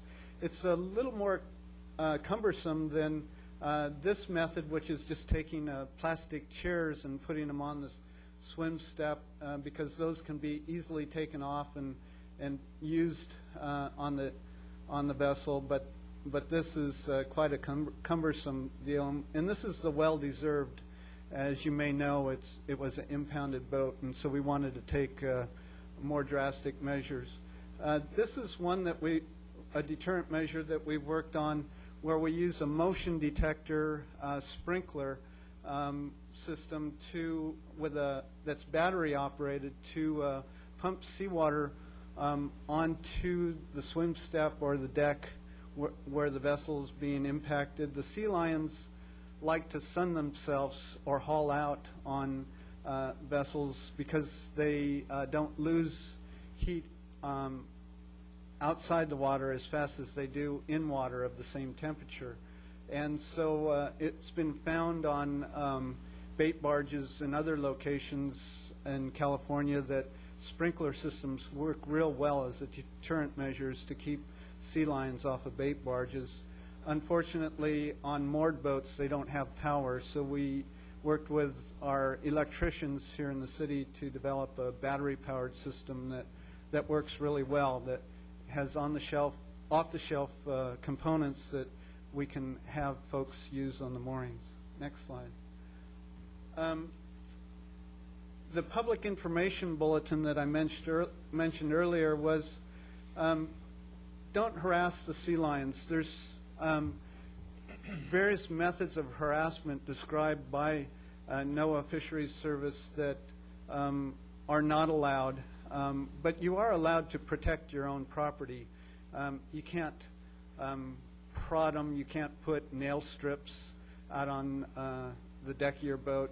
Those kind of things are harassment that NOAA doesn't allow. But there's a long list of things that they do allow that are fairly effective over a short term. The sea lions are pretty smart. That's why they're in SeaWorld doing shows. And so they know how to overcome deterrent measures. So you have to have a big bag of tricks. And NOAA's working with us on that bag of tricks to get the sea lions not to use a particular area. We're asking folks not to feed the sea lions in any way, shape, or form. And we're asking them, if they see someone else feeding them, to remind them that that's not a good activity for our bay. We're also asking folks to check their dock, check their vessels, to see if sea lions have been on their dock. Very obvious, the sea lions have oil and they leave a residue on the boat, on the dock. It's smelly, it's hard to clean, and it's very apparent that they've been there. So we're asking folks to keep an eye on their resources. And then, as with all water quality issues, we like to remind folks that the ocean begins at their front door, and just don't wash anything off your docks or your boat that could find its way into the bay. And then lastly, like the sticker said, please don't throw anything overboard. Tonight we're going to ask you to introduce and read the two ordinances for the first time. One related to the prohibition on feeding, and the other related to vessel security and the deterrent measure employment, and then to pass to a second reading on February 14th, and then lastly to direct staff to implement that public education effort. Does the City Council have any questions? I do. On this chapter 730, dealing with the prohibitions on feeding, is it tied into some type of fine or something? I don't really see how that is right in the section. I mean, what happens if someone, a charter boat is, one of the fishing boats is dropping stuff overboard? How are we going to enforce that? We can cite them with administrative citations, $100 for the first time, $200 for the second, and $500 for the third in the same year. And that would apply to individuals as well? Yes. And I also see that this, the first section there, feeding of non-domesticated animals, it's not just limited to sea lions, it's any non-domesticated animal. Yes, we worded that way with the advice of the assistant city attorney. Because I know we're having also problems with pigeons around town, people feeding them, and fecal matter and things like that. That's and ducks, right? And well, we already have a duck ordinance. Dave Kiff has the ducks. Yeah. So, but it would apply to other animals that are creating a nuisance around Yes. town. Thank you. Does anybody else have any questions? Okay. Just one, and that is, what kind of money is this costing private individuals? I mean, there's a cost for having this boat, the barge there, but what kind of cost will this lead to in private individuals for the fencing and everything else to put on the boats to protect them from them? The measures vary quite a bit in cost. The simplest measure that I showed there, the upside-down plastic chairs, matter of $25, $30. The more elaborate measures with the sprinkler system, we try to keep that as low cost as possible, about $200. So it's in that range. Thank you. Will most of the boats in the... No, it's the ones that we hear about from either our own staff patrolling the harbor, Harbor Patrol, the residents who let us know what vessels on the moorings are being impacted, and then we'll make contact and ask them to implement a plan. But not everybody in the harbor off the top will be asked to do that.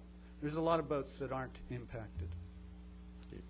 Anybody else? Would it be possible to maybe make up 2 or 3 of these things and kind of loan them out on a, it's not like they need them constantly, it's just to get Right. rid of the problem and hopefully the sea lions don't come back. Certainly that's possible. Okay, thank you. Okay.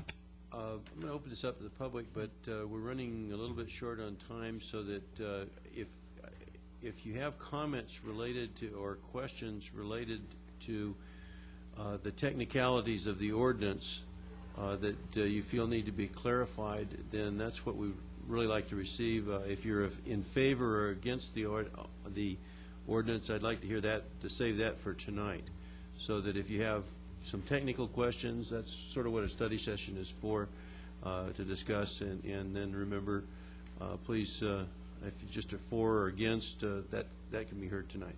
So anybody else wish to talk about this? Yes. Well, My name is Hunter Stroman.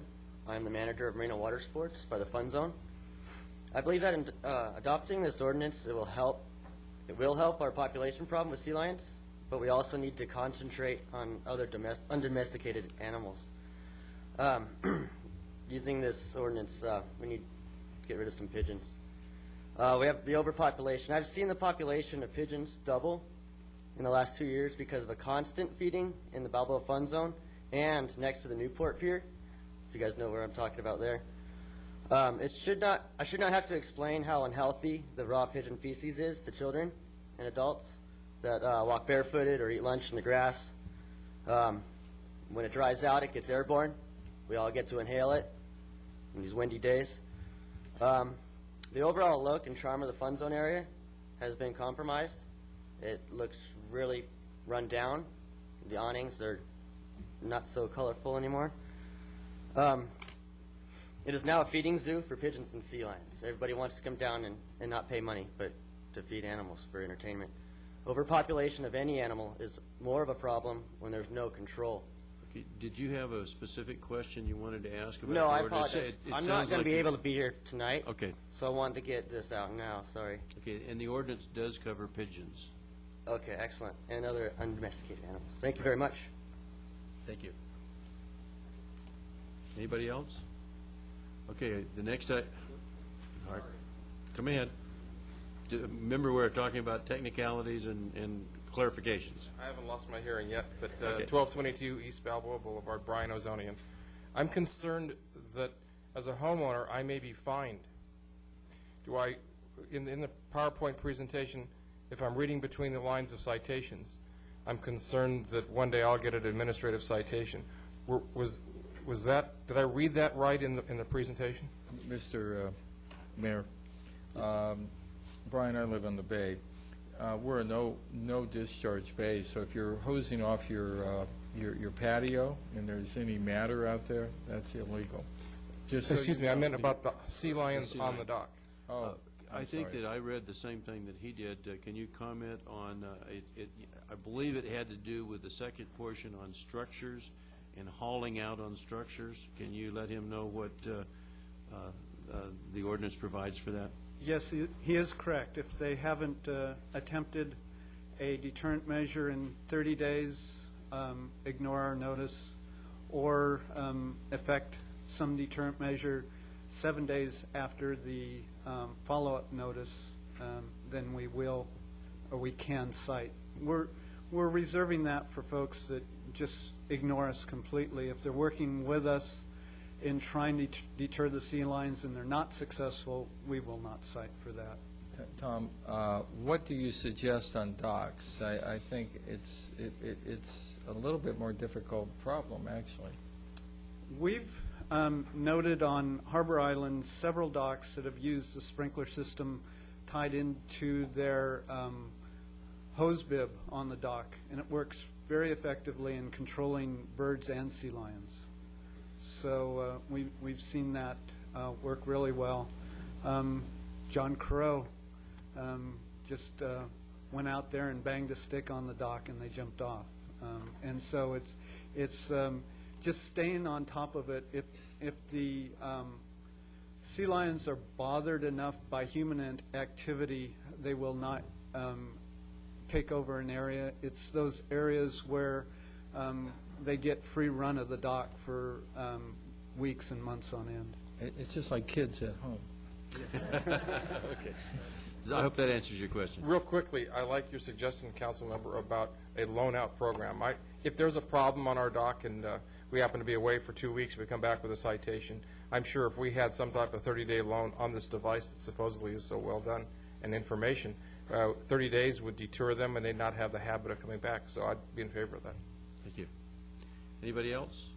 Okay, we'll go on to the next item, which is the Back Bay Science Center.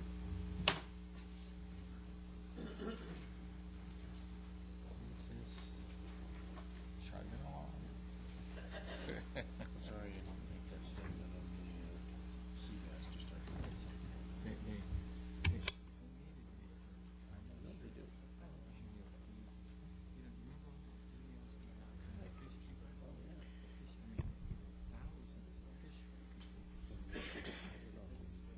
Thank you, Mr. Mayor and council members. This is an update for those of you who are both familiar and unfamiliar with the Back Bay Science Center. Steve Badum and I are going to tag team this presentation. And Steve will talk about the main reason this is coming before you tonight, and that's because it's going out to bid. And we wanted to familiarize you folks with the bid process that we'll be using because it's fairly unique. So just as a reminder of what the Back Bay Science Center is, this is a hands-on place for kids and college students and researchers, and to some extent adults, but definitely oriented towards children and teens, to learn about environmental protection, restoration projects, and water quality in the estuary that is the Back Bay. Be touch tanks, an actual working water quality lab, green buildings and green parking areas, and a Coastal Commission approved curriculum, and an active restoration area.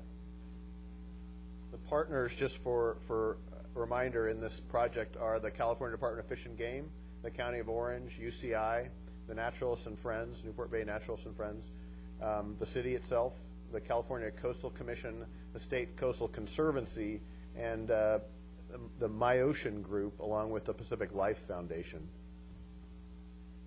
This is what the site of the Back Bay Science Center. This is Shellmaker Island. This is an aerial shot taken actually a couple of years ago, so it's actually Shellmaker 2 years ago, because there's one new trailer on there. And you can see where it is kind of a hodgepodge of trailers, and here it is, such a focal point for the Upper Bay. A lot of the thinking was to try and consolidate the uses there and restore those habitat areas that are under trailers today. This is a picture of the model of the Back Bay Science Center. You see in the foreground the UCI crew facility, a parking area, and then that four-tiered Back Bay Science Center, along with an additional restoration area to the left and to the right. Again, just another shot of the plans for that. And I'm doing this mostly for folks at home. If they could want to check this out on the website, we'll put this up under the Back Bay Science Center project area, and you can see the actual layout of the rooms. I'm going to talk a little bit about the budget, and then Steve's going to talk about the bidding process. The top level there outlines the funding that's secured. It's roughly $5.5 million. And we've been working on this for probably 3 years, and probably 4 actually. And as your council knows, costs run up faster than the money comes in. So actually the construction estimate now is $6.4 million, leaving a shortfall about $935,000. And I'm going to speak to that shortfall next.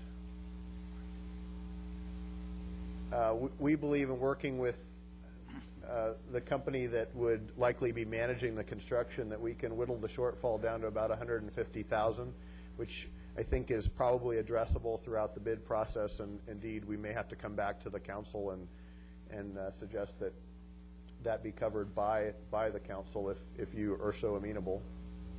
And you can look at where the major item deferred there is one of the wings, the administration wing. We're viewing that as less important than the water quality lab and the teaching lab. I'm going to move now to Steve, and Steve's going to talk a little about this concept of a construction manager at risk. Thanks, Dave.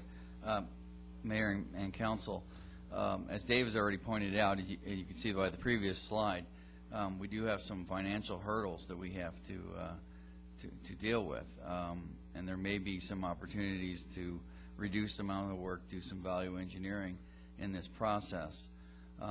With that in mind, we decided to pursue a construction management at risk type contract, a different delivery system than we're normally used to. As you may recall, some time ago, we did a presentation on alternative delivery methods. And one of the key issues of alternative deliveries and with this particular method is it gives us more flexibility and cost controls. As you may recall, kind of the building blocks of this particular form of delivery is that there's a straight fee on the cost of the project of the trade bids. And as you can see, it says that the 4.5% of the trade contract totals. And those are, once again, we're bidding out to all the various trades. And as you can see, those different trades are going to have to be managed, and what we have is another cost, which is called general conditions. Our proposal, and we're going to be bringing you a contract in the September 14th meeting. Is it 24? I mean February. What did I say? September? No. I'm way ahead of myself. The February 14th meeting, we're going to bring to you a proposal for a construction management at risk contract with Barnard Incorporated. And what that will do is they'll have a basic fee of 4.5%. There'll be also a cost for general conditions, and I think we have that listed on another slide. And generally, the way this will work is they'll also act as our project manager and the project, I guess, construction supervisors, more or less. So they're going to be, providing project management as well as construction management.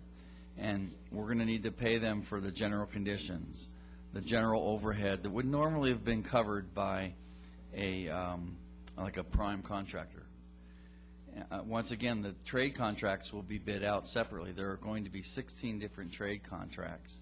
And if I could flip real quick to the next slide. As you can see on the bottom of that slide, there are 16 listings for various trades. We have prepared separate bid packages for every one of those trades: site work, grading and paving, irrigation, concrete, masonry, and so on. The idea is to bid out those publicly and get the lowest responsible bidders on board and contracted with the city, and have our construction manager manage those contracts on our behalf. What that gives us is more control, gives us more flexibility, and the ability to kind of add and subtract work as we go in an effort to try to complete the project. If I can go back to the previous slide, I didn't realize I was going to need to do this. One of the aspects of this is there has to be some kind of a risk element. While I said we've established a percentage for the management of the contract, we're going to establish a cost for the overall general conditions of managing the contract. And you can see there's a list of all the things: the field office of supervision, superintendent, phones, offices, those kinds of things will be included in that price. And along with that, there is a 10% construction contingency, but 5% of that will be set aside to be used for changes unrelated to owner additions, enhancements. So what we're proposing to do is that if our construction manager can hold costs down and keep within our budget, we'll be prepared to give them 40% of that 5% contingency as essentially a bonus to do that, where 60% of the savings will come back to the city. So it's a little bit different than what we were kind of talking with City Hall, but City Hall was a much bigger project and had a lot bigger numbers, and things could be easily more absorbed into those percentages. So we have our project manager, Gail Pickard, and a representative from Barnard here to answer any questions you might have regarding how they do this. And they'll be happy to answer those questions at the conclusion of this process here, this presentation. Again, I went through the trade packages. Let's look at the project timeline. We're looking at doing a bid opening on the 26th, which is this Thursday, and this is why we're wanting to talk to you tonight. So you're okay with this process. Our plan is to award these 16 different trade contracts on February 14th. We're also planning on awarding, or essentially entering into a contract with the construction manager at risk, also at that meeting. If that goes as planned, we're planning on starting this project in the middle of March, and we expect to be completed within a year. So that is kind of the project timeline, and at this point we'll be ready to answer any questions you might have. Steve, I just interject with you too. In addition to the folks that Steve introduced, we also have Greg Wohl here with MyOcean, and Regina Fodor and Jack Keating with Newport Bay Naturalists and Friends, and they may or may not come up and speak, but they are here in support of the project. I want to especially stress the MyOcean connection. They will be the largest non-taxpayer donor to this project, assuming it's accomplished. And we have been talking with them about potentially giving them some additional recognition, such as some naming rights at the facility. There's still a sticking point with Fish and Game, but we think if your council's willing to enter into that funding agreement with them, that we can do some of the recognition signage on in other locations that may get MyOcean what it needs. Mr. Batum, how did you happen to select Bernard? We actually did an RFP, and our project manager, Gail Pickard, could probably elaborate on what that exact process was, but I know we went through a process. So how many other people were considered? Maybe, Gail, why don't you come up and just, I'm curious about the process of how we got to where we are.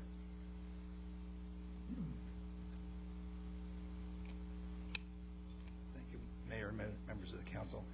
We started with the pre-qualified general contractors list that was established a year ago, or last February, a year ago now, and there were 20 firms on that list. So we sent communications to all 20 firms and explained that we were not going out with a traditional design bid build package, but rather we were going to do something with the construction manager at risk. Of those 20, 8 responded that they were interested in being considered. We reviewed those 8 and winnowed it down to 5, interviewed 5, and had established a panel and had presentations made from the 5, ranked them, and the Douglas C. Barnhart Incorporated firm from San Diego was chosen number 1. Okay, thank you. Anybody, any other questions from the council? Is there a representative here from that company? Yes, there is a representative from the Barnhart company. Well, I'd like to ask a few questions. I just have a quick question while she's coming up. We're going to pay extra for the general conditions, was my understanding. Is there some kind of estimate as to percentage-wise what that's going to cost, or typically cost? What was the number we were looking at there, Gail? Was it $450 for the general conditions? $420,000 for a 12-month period. And essentially what that is, we're kind of cutting out the prime contractor here. What we're doing is they're going to act as our construction manager, and they're going to supervise all the subcontracts, the trade contracts. So essentially that is the payment for all those fixed costs to maintain the superintendent, to have someone there to supervise the subs, to have an field office trailer, all the utilities and all the incidentals that are needed in order to manage this project. Okay, so, and the budget was a little over $5 million, $5.5 million? So Sure. that's about 8% of the budgeted amount. Thank you. What are normal general conditions in a normal contract? Well, I guess I have never really quantified that because this is the first time we've done this. But so I think we're working with the firm to determine what those costs are and how this should be structured. In fact, we'll be bringing a proposal back to you at the 14th meeting. But general conditions, I mean, many times are bid within the general contract's fee. I mean, they'll have a total fee, and within that, they'll have general conditions. Well, typically, we don't, in our public works projects, we have not in the past separated out that cost. Okay, correct. I mean, sometimes we'll have a mobilization cost, which is kind of similar, and that's generally around a 5% number. Okay, but that's fine. But if you consider a 4.5% and then an 8%, we're at 12.5% for a general contractor, effectively. Plus a 2% bonus. Plus a 2% bonus, yeah. This Is that the risk part? I mean, where's the risk part? Is that the 2% that, maybe I wasn't clear about that. Well, the contract will have a guaranteed maximum price. I mean, so there is a guaranteed maximum price. Yeah, I mean, well, what we're saying is we're guaranteed whatever the bids come out to be. That's the guarantee, plus a percentage, and maybe you guys could more fully explain that to the council. I'm just going to say, for me personally, the fly in the ointment here is these general conditions and the dollar amount. So, between now and February 14th, you either have to have a very good explanation or run me some, tighter numbers.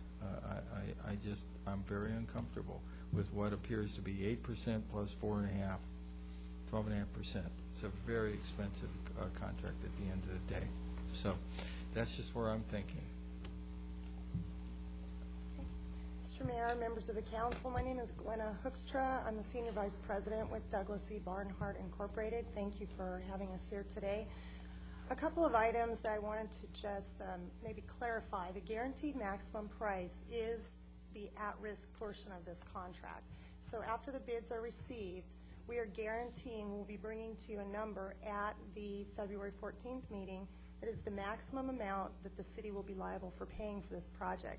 That would include any change orders, anything that typically arises during the course of construction. The at-risk portion causes us to include a contingency because everyone knows no project has ever been built without a few change orders. We try to minimize them, but obviously there are always things that happen during the course of construction. That contingency then has the shared savings clause, and what that's for is on a larger project, you would typically see a smaller fee, correct? If you have a $30 million project, the fee is going to go down to maybe 4% or something like that. In this case, you have a slightly higher fee, but that contingency is really part of the fee because we're at risk. If the change orders exceed that contingency, it comes out of our pocket, not yours.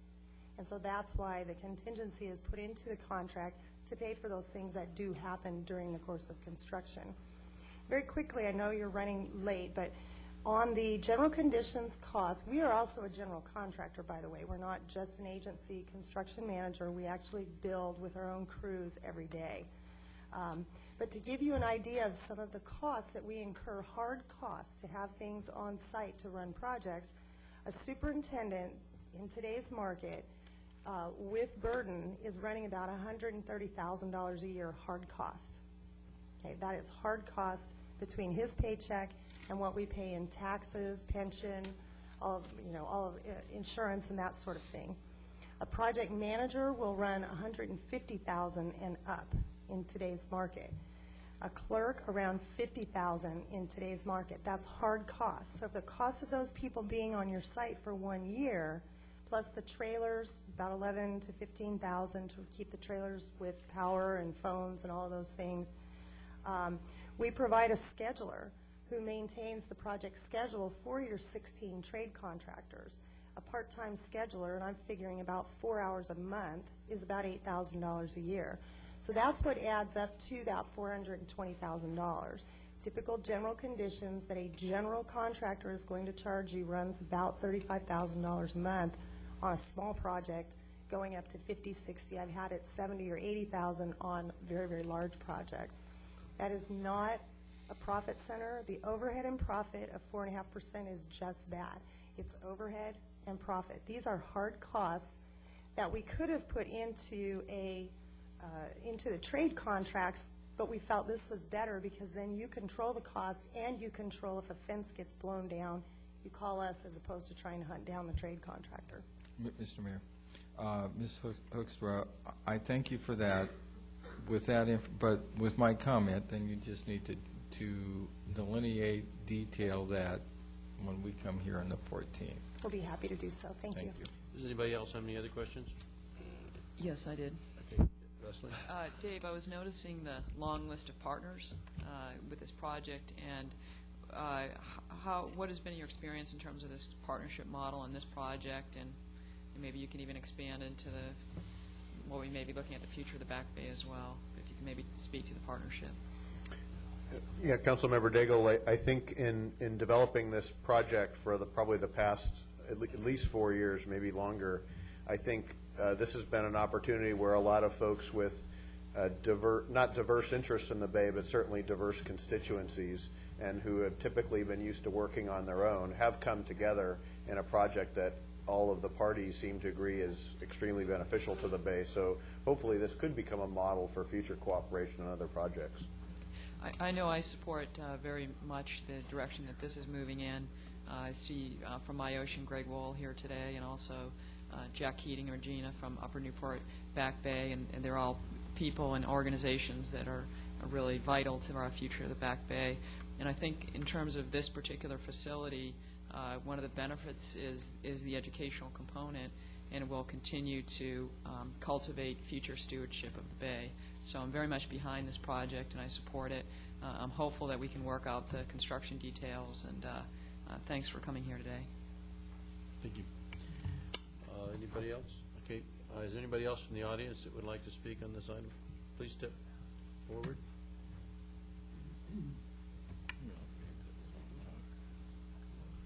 Philip Lugar, District 4, Newport Beach. I'm in the business of construction management, and I echo everything that Councilmember Ridgway is concerned about. I feel that a $6.5 million project is rather small to bring in a construction manager. Usually, you just bid it out to a general, and he'll take care of all of the 16 divisions of work that'll occur. And normally, that's in a 2.5% to 3% charge.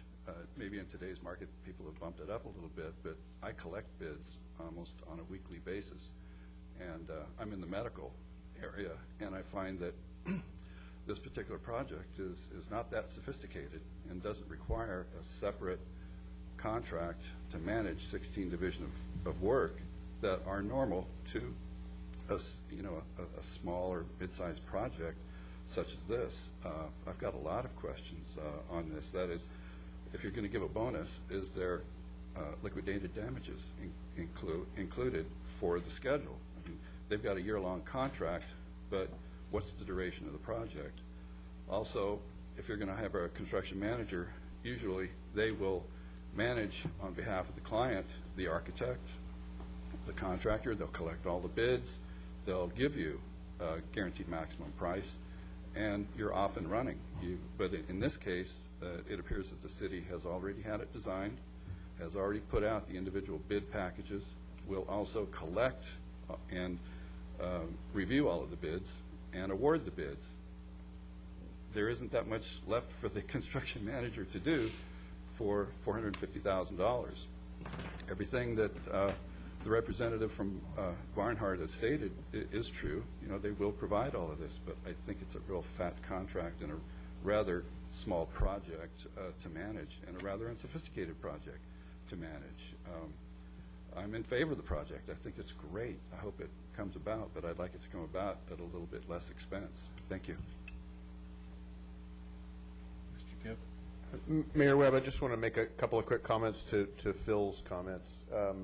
One, you can't quite see the slide because it's still light, but remember, this is an extremely sensitive habitat area, and if we look back at the point Councilmember Daigle made just about the partners, the aspects of working with those entities and working with their regulatory arms, I think is really a significant part of this project, which is why we looked at it a little bit differently, including part of this project is the wetland restoration.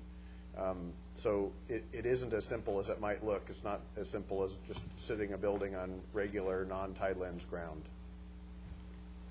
Thank you. Anybody else wish to comment on this?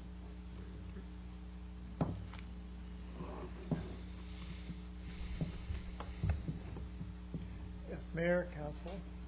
My name is Greg Wool. I live in Corona Del Mar, but I'm here today as a board member of the My Ocean Foundation, and some of you may have heard of the foundation before, and some may not. Our primary charge and goal is to eliminate runoff pollution at Orange County beaches and harbors. A sizable task. Along with that, which are basically generated through project solutions, that is specific short-term projects that will get a result, that we can measure results.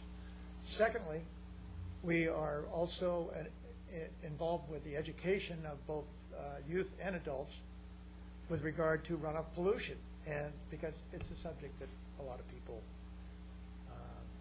frankly just don't know about. I'm here today as an advocate and a supporter of this project.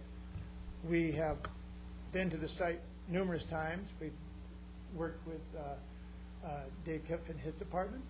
We've met the people on staff at the various departments that are currently on the premises, and it really it really speaks to the importance of keeping our water clean in Orange County. And I mean, not just the harbor, not just the estuary, but along the coastline. We do have water quality testing there, and sometimes they're working in rather cramped quarters. If they have their new facilities, they can also expand into areas that they have not been able to test for, such as chemicals,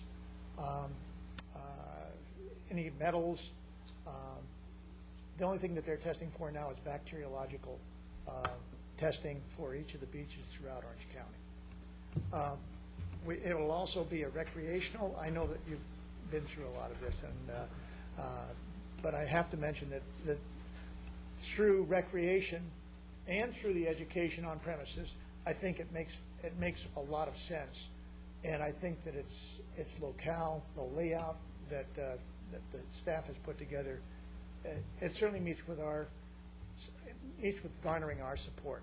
We intend to work with the city, hopefully on a public-private partnership to support this financially as well, to be possibly the largest supporter of this financially. And we sincerely hope that you'll go ahead with the project. I know there are a lot of things to be worked out with regard to the contract. But we're very excited about it, and we'd like very much to work with you on making this and completing this project. Thank you. Thanks very much. Anybody else? Mr. Keating?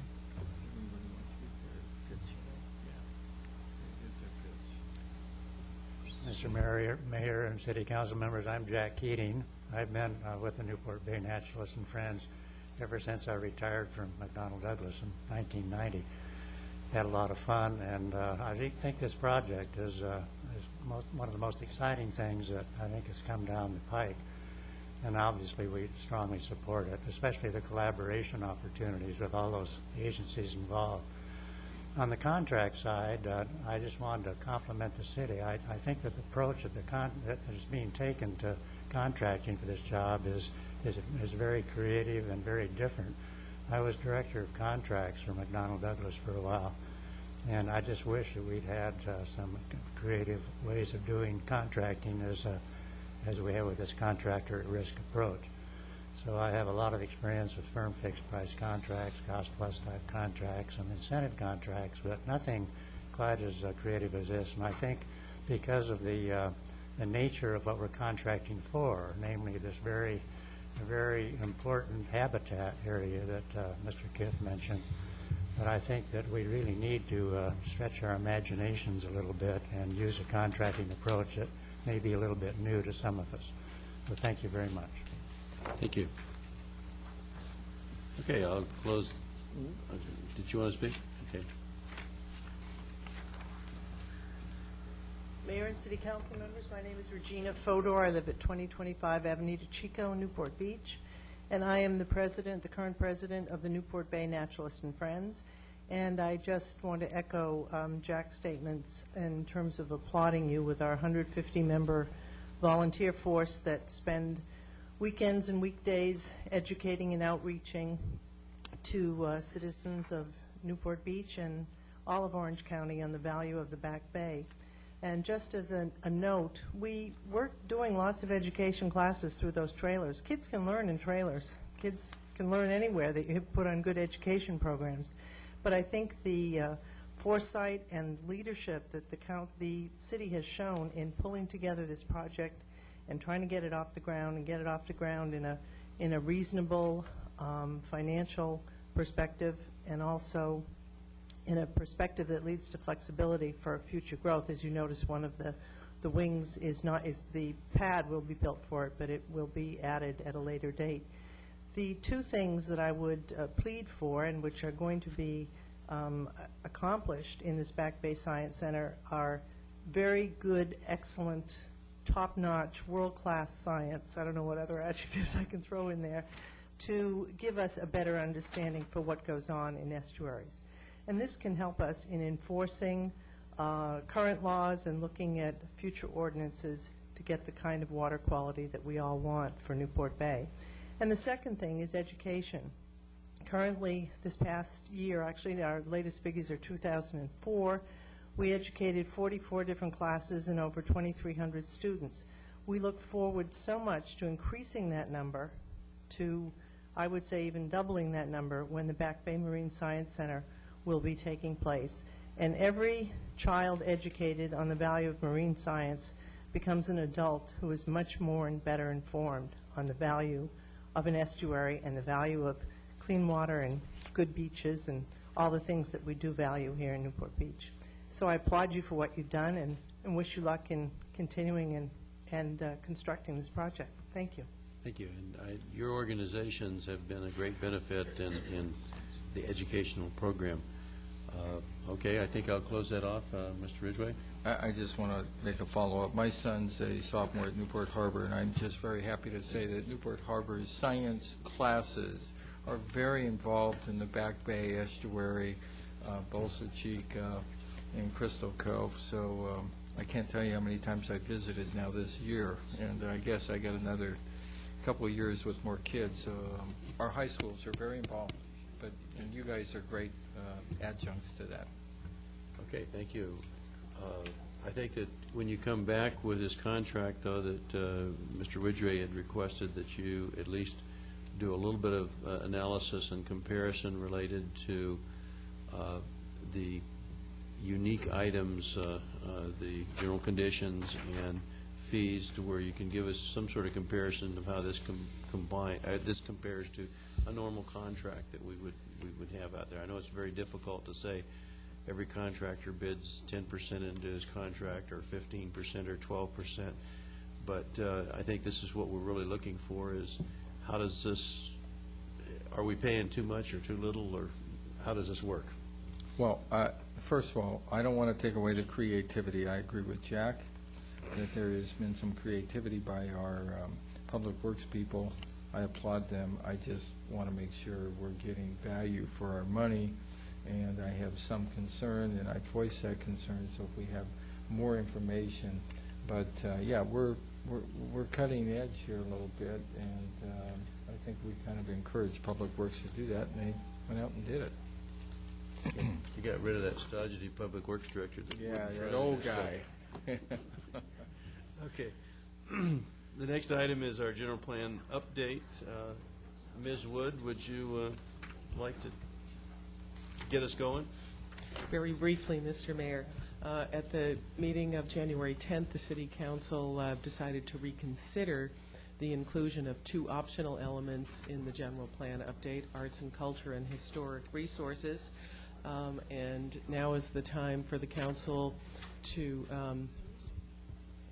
do that reconsideration, make the decision as to whether or not to include these elements. And if you decide to include them, we also need for the council to give us direction on the goals and policies, because we are planning to issue the notice of preparation on the EIR later this week, and so we need to know what the project is.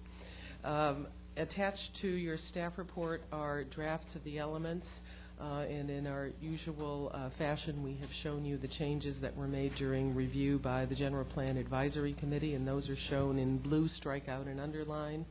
And then changes recommended by the Planning Commission are in blue, strikeout, and underline, but with yellow highlighting on them. Okay. What is the pleasure of the council on this item? Well, I think we've been lobbied heavily. I have. Well, I have too.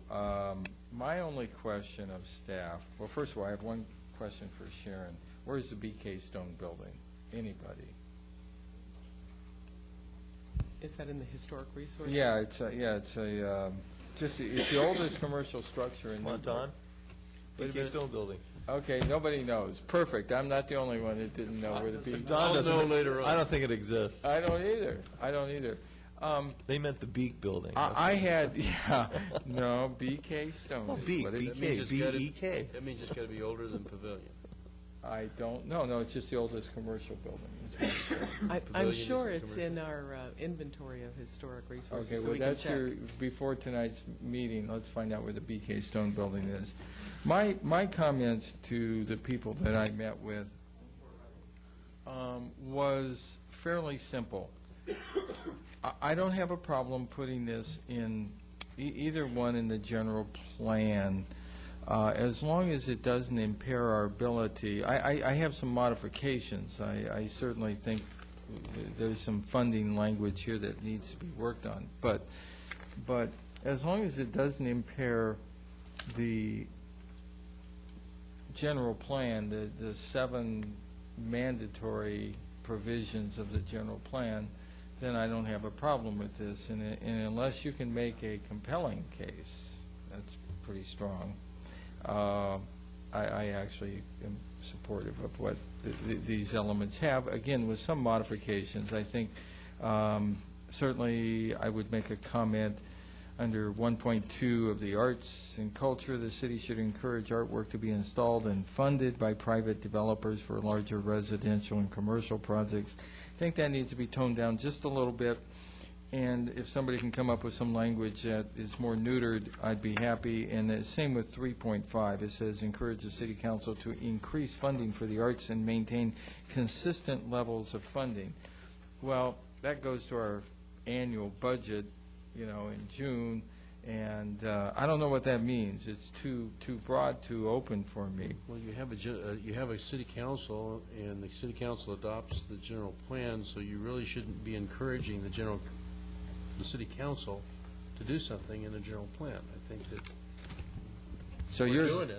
I don't think it's even appropriate for it to be there. What, 3.5? Yes. Yeah, I probably would agree with that. I think it just oversteps its bound a little bit. So those are my general comments, and I didn't mean to put you on the spot with a compelling reason, but if we're You may recall that it was staff who brought these elements to you. No, well, in GPAC, and I just want to make, Sharon? Nancy, would you nod your head?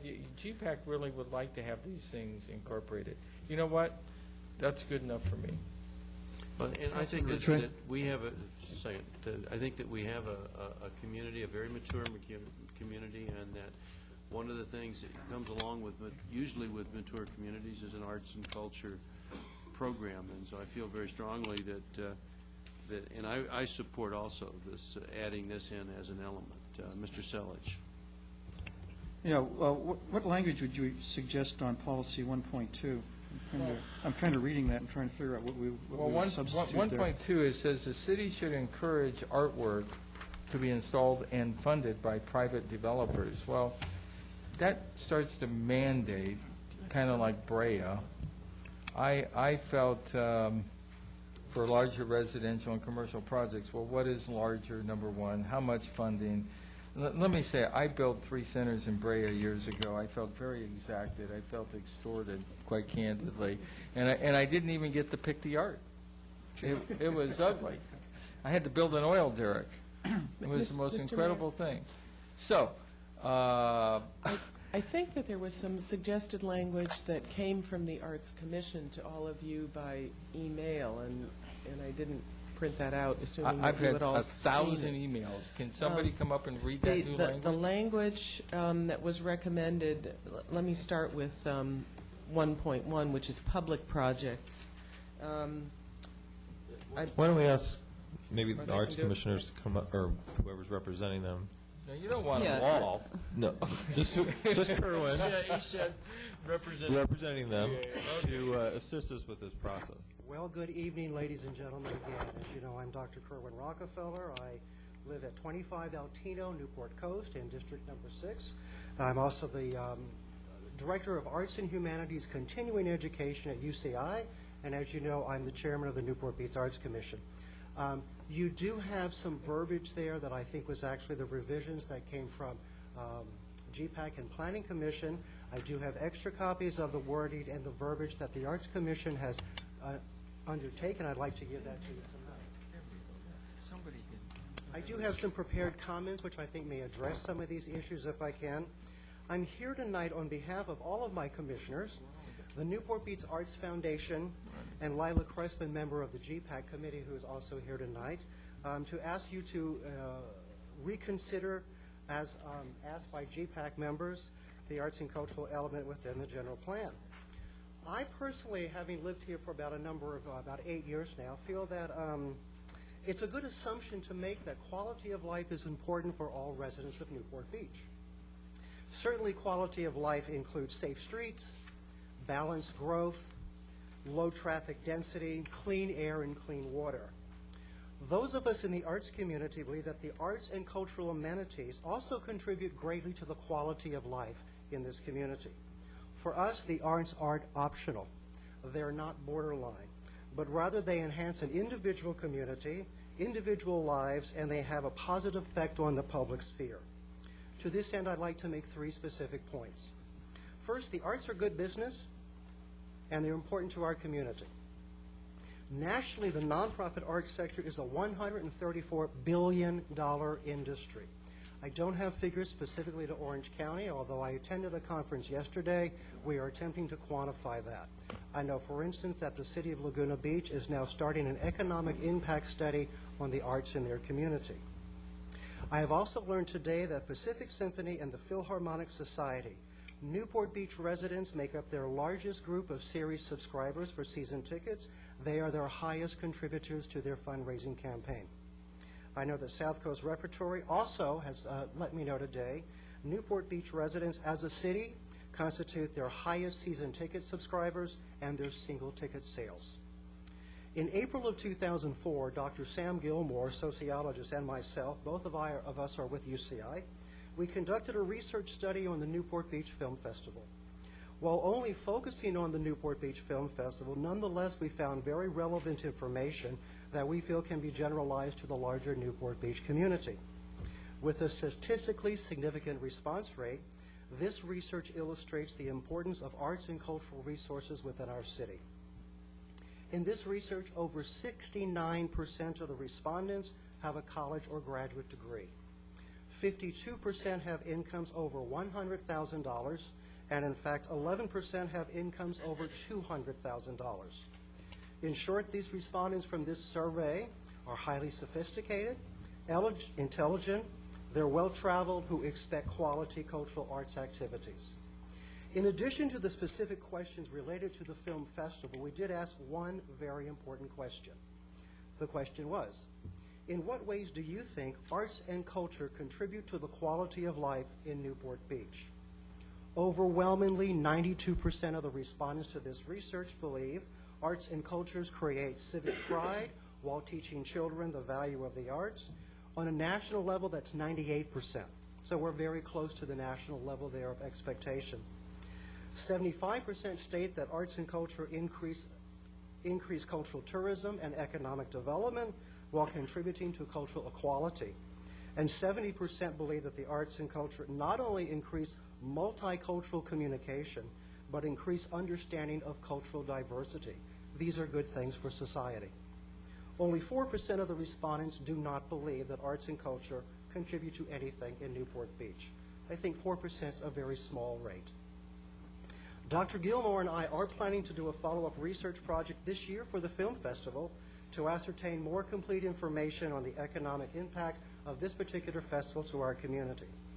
Second, we on the Arts Commission take our responsibility very seriously. We are interviewed and appointed by you to be members, to be of service to the community, to the City Council.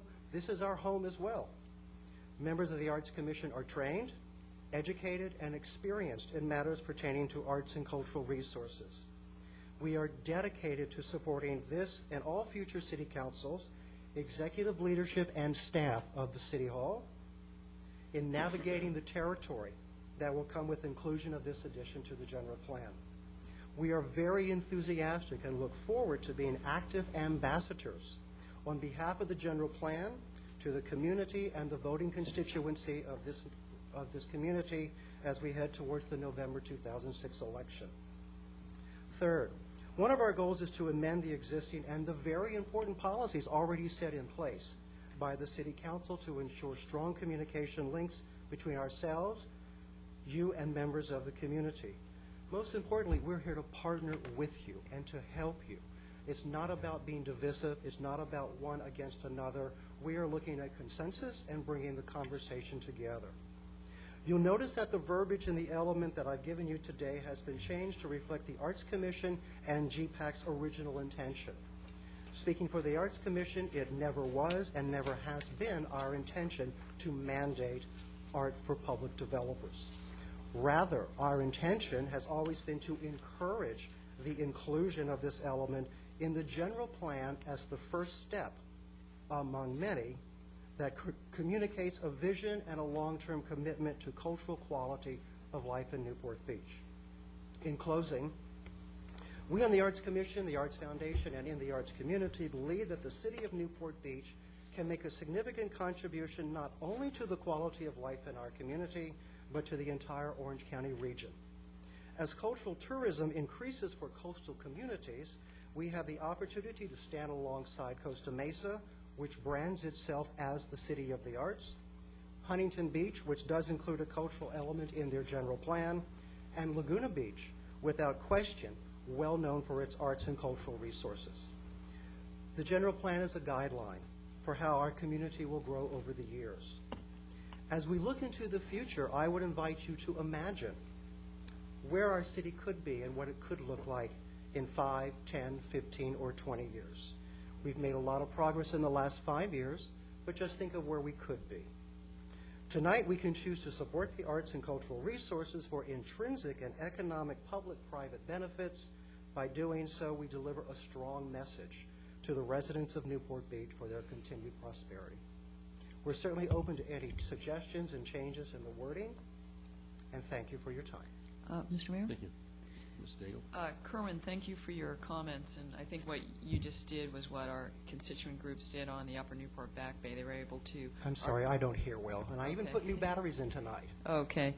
Thank you for your comments, and I think what you said was also what our constituents for the Upper Newport Back Bay just did. They were able to articulate a vision, and I really appreciate that. And I know that we've worked together on an event last summer, a Russian National Orchestra event, and they may be coming back, so I'm looking forward to working with you on that. And I certainly support this element and all the efforts of the Commission. I know you have some new commissioners, and they've been active also in fundraising, which is going to be part of this, growth and flourishing arts in our community. So I do appreciate and support your efforts. It seems as if we may have to adjust the language a little bit in 3.5, but otherwise I'm satisfied and support your efforts. Yeah, we certainly can adjust the language. I think in 3.5 that's fine. I would like to call your attention, Mr. Ridgway, to 1.2, which in the new language that I've just given you today, it's in yellow, which is not the red that Planning Commission did or the blue, I think, that GPAC did. So we're colorful. Yeah. Okay? In what the Arts Commission's revision were, and I'm calling your attention to page 3, 1.2 private projects. If you'll see in the revision that I've given you today, the first sentence has been struck, and we have replaced that with language very similar to 1.1. So it now reads, encourage the incorporation of public art into larger commercial properties that enhance the city's community character as well as its built environment. Certainly now we can ask, what's larger? And I think, from our understanding of the general plan, which sets a general tone and timbre, and also sets a general vision and a commitment, then city council policies at later date, which we are committed to working with you, can address more of those specifics. We understand that there might be a question of why even include this. It's optional. Who really cares about arts? And I think that that's an unfair kind of statement there. I think it's somewhat simplistic. I think that there are a lot of people that do care about the arts in this community. Case in point, you come to our Shakespeare by the Sea. We have 1,000 people in Council Members Nichols' district there. They come out. They like it. I really don't see a downside. This is kind of a nice win-win. I like to say that people, always, and you've heard me say this, that people always like to support the arts. It's like saying you want to support law and order. We don't just say, let's have more crime in the streets. Let's get rid of stuff. Let's get rid of the arts. So we see that it adds a win-win to the community. It sets a positive tone, it sets a vision. We're here to help you. We can certainly change the language or modify that. Okay, thank you very much. I just want to say I felt like I went through a lecture at UCI. Very good. Do we get course credit for that? You went through a lecture at the city of Newport Beach. How many was that? I'm an old professor. How much course credit do we get for that? You're almost there. Okay. Well, now, wait a Almost second. there. We don't have to take a quiz, do we? No, you don't have to take This pass-fail. Okay. No Connection. quiz. Mr. Mayor? Yes. May I ask Mr. Rockefeller a question? Speak up loud. Speak loudly. The version of the element from the GPAC and the Planning Commission had a policy 1.4, events and programs, which reads, encourage the continuation and expansion of cultural arts events and programs such as festivals, seminars, workshops, concerts in the parks, and community cultural festivals. That does not appear in the version from the Arts Commission, and it doesn't... Actually, it does, does, Sharon. Sharon. It's just the... They Oh, omitted it's a the format they omitted problem. the Format formatting, problem. yeah. Okay, you're excused. Thank you, sir. Wait a minute. Okay, I- does, Just have a I'll just make- question, so Kerwin. hold on just a second. Mr. Rosanti Sorry, was who's first. speaking to me? Well, I was just going to say, to address that 3.5 problem, I also agree with Leslie that, and I think Councilman Ridgway, that encouraging the city council to increase funding is probably not the language that we're looking for, but I did jot down some alternative language that maybe we'll consider.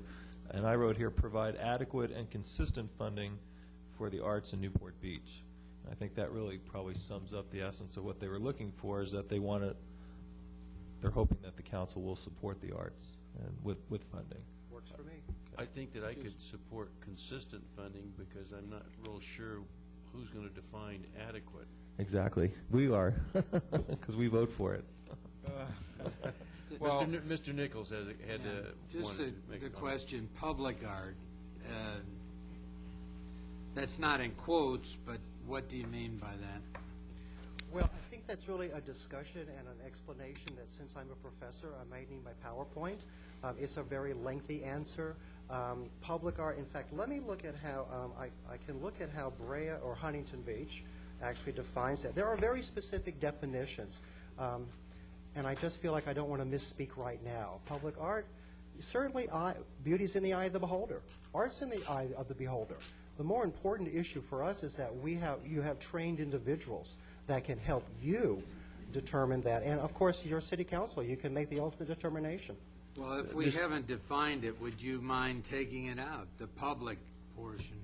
Let me throw something in there. Would public art be something that is generally visible to the public? That's true. That's as true. It's opposed to visual. being inside somebody's entranceway or whatever? It's something Yeah, that, that's a good, you know, Or usually are it's we out. talking about the more sophisticated definition of philosophically, is this one type of art or another type, Renaissance versus or Not really. religious I mean, art? it's usually outdoor.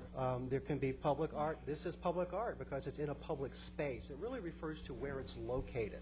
It's not necessarily in a private gallery, in a private museum, but is accessible for the enjoyment of all the But if citizens. we use the word art, then that would incorporate all this. If we use the word public art, are we incorporating a bunch of unknowns in this? No, the word public there means so that it's in a public setting. so that the public has the opportunity to enjoy it rather than just the customers or clients that are participating in the business. That it's in an open place. That's right. For instance, And this is an that open. was my suggestion. This is an open situation right here. These are examples of public art. Right. Okay, does anybody else on the council? Just a clarification, we'll be bringing this back to a regular council meeting like the other elements again? Oh, yes. Every element of the general plan will be back for public hearing beginning in April. This is just to give us your first direction so we can get that environmental impact So report certainly done. we'll have another opportunity to be able to maybe more carefully explain what public art is, if Yes. Councilman Nichols needs that. Okay, now, one question is, does the GPAC representative feel that what has been presented by the Art Commission is acceptable? Or, I mean, is what you had also recommended with slight modifications?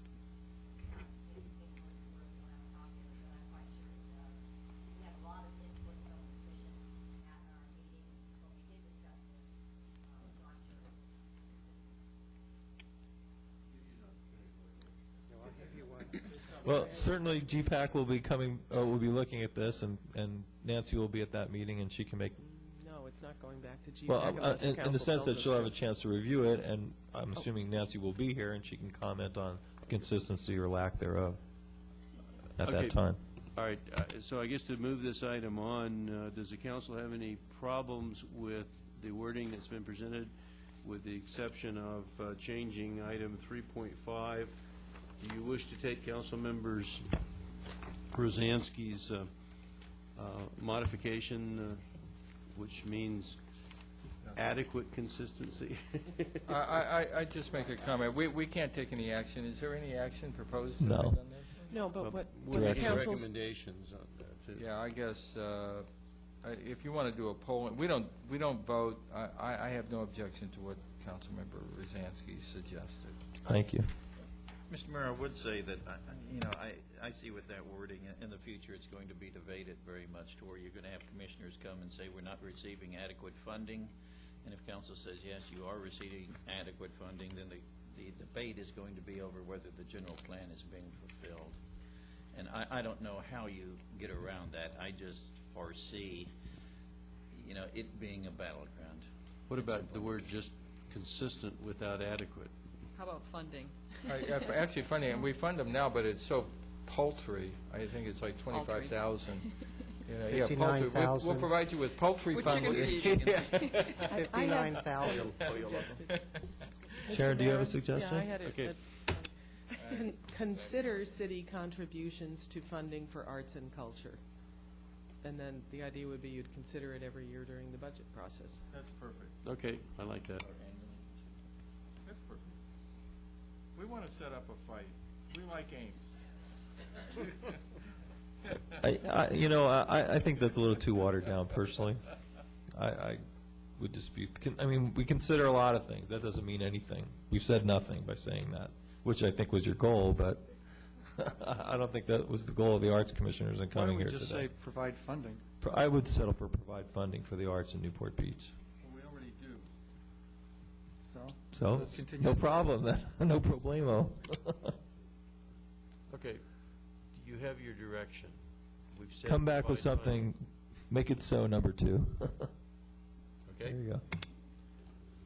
Is there anything else that we need to, okay, is there anybody else in the audience that would like to discuss, realizing that Mr. Rockefeller has gotten the element added back in with wording that the Arts Commission has approved? Thank you. Thank you. Okay, Ms. Gardner? Does this include the historical resources element also? Yes. We haven't discussed the historical resources yet. We've just done the art. Now, historical resources. What are our comments on historical resources? That's the second portion of our handout. And this, I think this is the,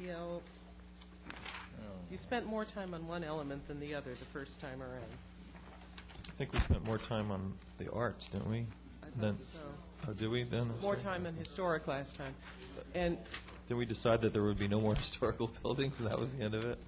Well, I think that one of the things we'd indicated, and it's referenced in here in yellow, is that we need to really look at this history because it's somewhat dated, and I would suggest that the Heritage Committee work really carefully on trying to put the wording for that portion of it together. And somebody call and tell us where the BK Stone building is. 21 Oceanfront, Cracker Jack staff has found that out for us. 21 Oceanfront? Yeah. That's Oh, the BK that's Stone. Mr. Mr. Gugasian's He restaurant. owns the oldest buildings in town, Okay, between the that's the pavilion and the BK BK Stone Stone building. building. We probably ought to add that so people know. Okay, that makes sense to me. Okay. That's the gentleman who built it. BK Stone, okay. And then who was our gentleman that remodeled it?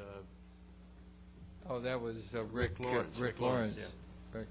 Well, that's before it was the Alley West, remember, and then it went to 21 Ocean. Okay. Next item on our agenda is general public comments. Excuse me. Thank you. Historical, I thought we had decided to go ahead and move ahead and put it in. Yeah. Well, but I'm fine with it. We want to. With the same changes to policy that you made the first time you looked at it? Yes. Yeah, I'm fine with the changes we made to policy and the changes by GPAC. Okay. Good enough for me. Okay. Ms. Daigle? I'm probably in the minority, but I'd like to see this one come back. Come Well, they're back all gonna come under back. what, in what way? To look more closely at it. Oh, come back that way? As far as what the staff is asking us to do is say, are we going to include this in the environmental document, or are we not going to include this in the environmental document? Well, for inclusion of the environmental document, if that's its purpose, that's fine. But in terms of the actual language, I'd like to see it again. Yeah, all the elements are coming back, Everything's coming Is that enough for you? right? Well, it would be helpful to know what Councilmember Daigle's concerns are, because, you know, how strictly one words the policies could impact how we write the EIR. Okay. You're on, Leslie. You're holding up dinner. That's right. Let's give her the same respect that you would want. Excuse me.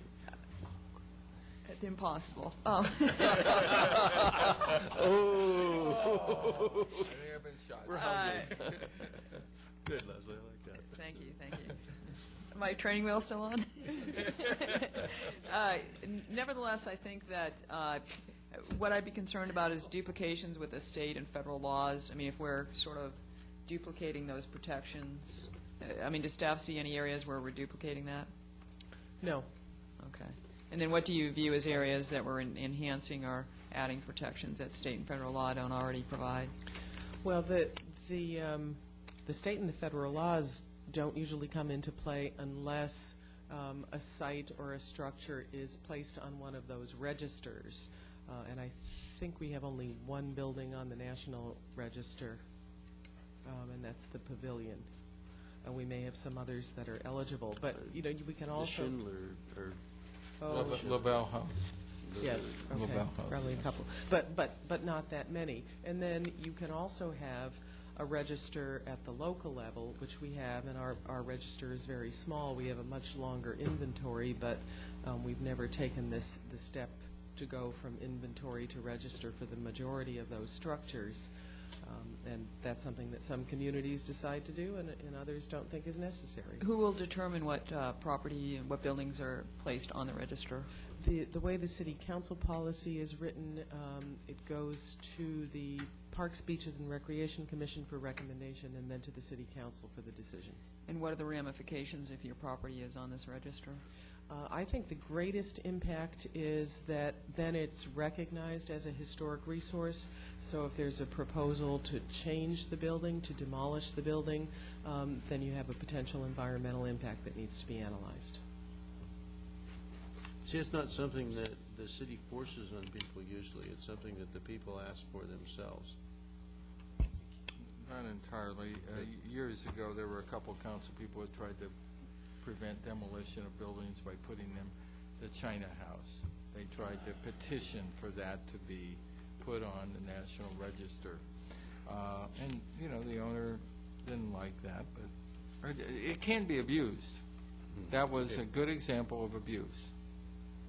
I mean, whether, you know, I'm taking no position on the house itself. It just was an attempt at preventing demolition of a property. Okay. Have you had your questions answered? Yes, and while I support the arts element, this particular one where we're really expanding into the local level, I do have concerns about that. Okay. We'll look at it further when it comes back. Anybody else? Okay. The next item is public comments. Public comments are invited on non-agenda items generally considered to be within the subject matter jurisdiction of the council, and speakers must limit their comments to 3 minutes. Are there any? Seeing none, I adjourn to closed session.